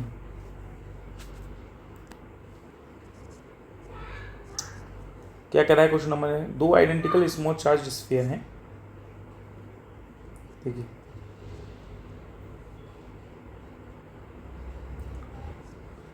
ये कह रहा है एक चार्ज स्फीयर ये है बेटा, एक चार्ज स्फीयर ये। ठीक है, यहाँ पर भी चार्ज क्यू है और देखो यहाँ पर भी चार्ज क्यू है। इनके बीच का एंगल ये भी थीटा है और इनके बीच का एंगल ये भी थीटा है। स्ट्रिंग की लेंथ ये भी एल है, ये भी एल है। इनके बीच की डिस्टेंस कितनी है, ये क्वेश्चन में क्या है, मान लीजिए आर है। क्वेश्चन में देखो आप, ये देखो क्वेश्चन में क्या क्या दे रखा है। ये क्वेश्चन में कह रहा है दो आइडेंटिकल स्मॉल चार्ज स्फीयर हैं, हर एक का मास m है। इसका ही मास m है और इसका ही मास m है। इन इक्विलिब्रियम में as shown in figure the length of the string l दे रखी है, एंगल मेड बाई थीटा दे रखा है वर्टिकल के साथ, magnitude of charge on sphere पूछा है, चार्ज ऑन स्फीयर पूछा है। देखो यहाँ पे स्मॉल r का जिक्र नहीं हुआ। स्मॉल r क्या है, अननोन है। स्मॉल r क्या है, अननोन है। अच्छा, जब कोई अननोन होती है तो उसे कन्वर्ट कर लेते हैं हम, किसमें, स्मॉल r को कन्वर्ट कर देते हैं l और थीटा में। जब कोई अननोन चीज़ होती है उसे किस में कन्वर्ट कर लेते हैं, नोन में। और नोन क्या है, तो मैं क्वेश्चन के अकॉर्डिंग l और थीटा है, ये ध्यान रखना। ठीक है, तो एक बात बताओ, ये पहले देखोगे इसको इक्विलिब्रियम में बनाना है। तो ये वाला देखो, मैं आपको यहीं पे बता देता हूँ, ये Q और ये Q, ये दोनों Q हैं Q। ठीक है, ये दोनों Q सेम चार्जेस हैं। सेम चार्जेस होंगे तो क्या करेंगे, ये बेटा रिपेल करेंगे। क्या करेंगे, ये रिपेल करेंगे। देखो ध्यान से, ये क्या करेंगे, रिपेल करेंगे। ये बच्चों रिपेल जो करेंगे, जिस फोर्स के साथ रिपेल करेंगे वो फोर्स कितना हुआ। ठीक है, चलिए इसको यहाँ थोड़ा सा, ये फोर्स होगा Q1 Q2 upon Q1 Q है, ये भी Q है, अपॉन इनके बीच की दूरी R है, तो R स्क्वायर कर देंगे। सही है, ये फोर्स होगी। दूसरी चीज़ आप क्या देखेंगे, इस स्ट्रिंग में एक टेंशन लगेगी बच्चों ऊपर की ओर, ये राइट से शो कर रहा हूँ, ये स्ट्रिंग में टेंशन लगेगी T। अगर आप इसका वेट देखेंगे, वेट, तो बच्चों वेट इसका जो होगा, क्योंकि इसका मास m है, तो इसका वेट जो होगा mg होगा। इसका वेट होगा क्या, mg। ठीक है, ये थीटा है, तो देखो बच्चों ये भी थीटा होगा।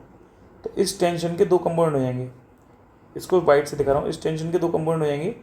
एक कंपोनेंट हो जाएगा ये t cos थीटा और एक कंपोनेंट हो जाएगा ये t sin थीटा। क्या हो जाएगा, ये t sin थीटा हो जाएगा। ठीक है, क्या हो जाएगा, t cos थीटा और ये हो जाएगा t sin थीटा। एक कंपोनेंट ये हो जाएगा, एक कंपोनेंट देखिए ना, एक टेंशन है, ये टेंशन है, ये वर्टिकल के साथ एंगल कितना बना रही है, थीटा। तो एंगल वाली साइड को हमेशा लेते हैं कॉस में, और एक परपेंडिकुलर और लेते हैं, जो दूसरा कंपोनेंट होता है परपेंडिकुलर डायरेक्शन में, जो होगा t sin थीटा। इस प्रकार से लेते हैं कि जो कंपोनेंट जिसका कर रहे हैं वो बीच में आना चाहिए, ये ध्यान है। ठीक है, तो वेट mg नीचे लग गया। दूसरी चीज़ जो फोर्स लग रहा है, फोर्स और रिपल्शन, वो इधर लग गया, ये लग गया। ये दो टेंशन के दो कंपोनेंट हो गए। तो ये देखो for Q in equilibrium, for Q को क्या कर रहे हो, इन इक्विलिब्रियम कर रहे हो। तो इन इक्विलिब्रियम में करने के लिए क्यू को बेटा क्या कर रहे हैं, इक्विलिब्रियम कर रहे हैं। क्या कर रहे हैं, क्यू को इक्विलिब्रियम कर रहे हैं। और क्यू को इक्विलिब्रियम करना है तो इस पर लगने वाला नेट फोर्स कितना होना चाहिए, 0। तो देखो टी साइन थीटा किसके बराबर कर दूंगा मैं, K Q square upon R square के बराबर कर दूंगा। भाई ये वाला फोर्स इसके बराबर होगा, हॉरिजॉन्टल वाला, तो नेट फोर्स हॉरिजॉन्टल डायरेक्शन में 0 हो जाएगा। ये वाला कंपोनेंट इसके बराबर हो जाएगा, तो वर्टिकल डायरेक्शन में जो नेट फोर्स होगा वो 0 हो जाएगा। तो ये हो जाएगा T cos theta equal to बेटा हो जाएगा ये वेट mg। सही है। मैंने तुम्हें यहाँ से बता दिया था कि अगर हम देखें कि r को किस में कन्वर्ट करना था, l और थीटा में। ये भी ध्यान रखना, l और थीटा में, या बाद में कर लेना, पहले बाद में कर लेना। चलो ये इक्वेशन फर्स्ट है, ये इक्वेशन सेकंड है। तो देखो डिवाइड कर दो पहली वाली इक्वेशन को सेकंड से मार दो। तो देखो ये आ जाएगा टी साइन थीटा अपॉन की T cos theta equal to हो जाएगा K Q square upon K R square into M G. ठीक है, टी से टी कट गया बच्चों, टेन थीटा इक्वल टू हो जाएगा के की वैल्यू रख दो 1/4 epsilon naught Q square upon R square into M G. मैंने कहा आर की वैल्यू निकालनी है। देखो अब आर की वैल्यू कैसे निकलेगी, सुनो मैं ज़रा इसको इरेज कर देता हूँ, इसको इरेज कर देता हूँ। देखो आर की वैल्यू कैसे निकलेगी, यहाँ से निकाल लो। चलो ये वैल्यू कितनी है, r/2 होगी। तो ये वाला जो ट्रायंगल बनना है, आप ये देखें, ये एंगल थीटा है, ये स्ट्रिंग की लंबाई थी l, ऐसे तो था कुछ ऐसा था। ये पूरी लेंथ कितनी होगी, ये दूरी होगी r/2। भाई ये भी दूरी कितनी होगी, r/2 होगी। ये एंगल भी थीटा था, ये लेंथ l थी। कोई प्रॉब्लम यहाँ पर, ठीक है सर। तो देखो साइन थीटा इक्वल टू कितना हुआ इस वाले ट्रायंगल में, देखो साइन थीटा इक्वल टू होगा परपेंडिकुलर कितना है, r/2 अपॉन हाइपोटेनियस। हाइपोटेनियस कितनी है, 90 डिग्री साइन वाली हाइपोटेनियस होती है, वो l होती है। तो देखो ये कितना आ जाएगा, sine theta equal to r/2l। तो बच्चों r की वैल्यू कितनी आएगी, l की r की वैल्यू कितनी आएगी, r की वैल्यू आ जाएगी 2l साइन थीटा। तो अब देखा तुमने r को किस में बदल दिया, अननोन को किस में बदल दिया, गिवन में l और थीटा में बदल दिया। तो r की वैल्यू 2l साइन थीटा यहाँ से हो गई। तो ये वाली वैल्यू r की यहाँ रख दोगे इस वाली इक्वेशन में। तो देखो क्यू स्क्वायर इक्वल टू कितना था, पहले तो ये बताओ। ये था सर 4 एप्सिलॉन नॉट, ठीक है, R square M G tan theta. अब पुट कर दी यहाँ पे r की वैल्यू जो कि कितनी थी, 2l साइन थीटा।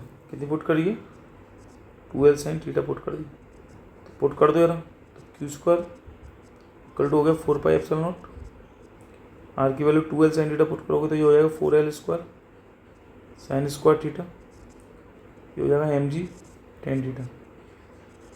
तो बेटा क्यू की वैल्यू कितनी आएगी, ठीक है, क्यू की वैल्यू आ जाएगी स्क्वायर रूट ऑफ 4 4 जा 16 पाई एप्सिलॉन नॉट, ठीक है। ये हो जाएगी L square sine square theta, L square M G कर दो,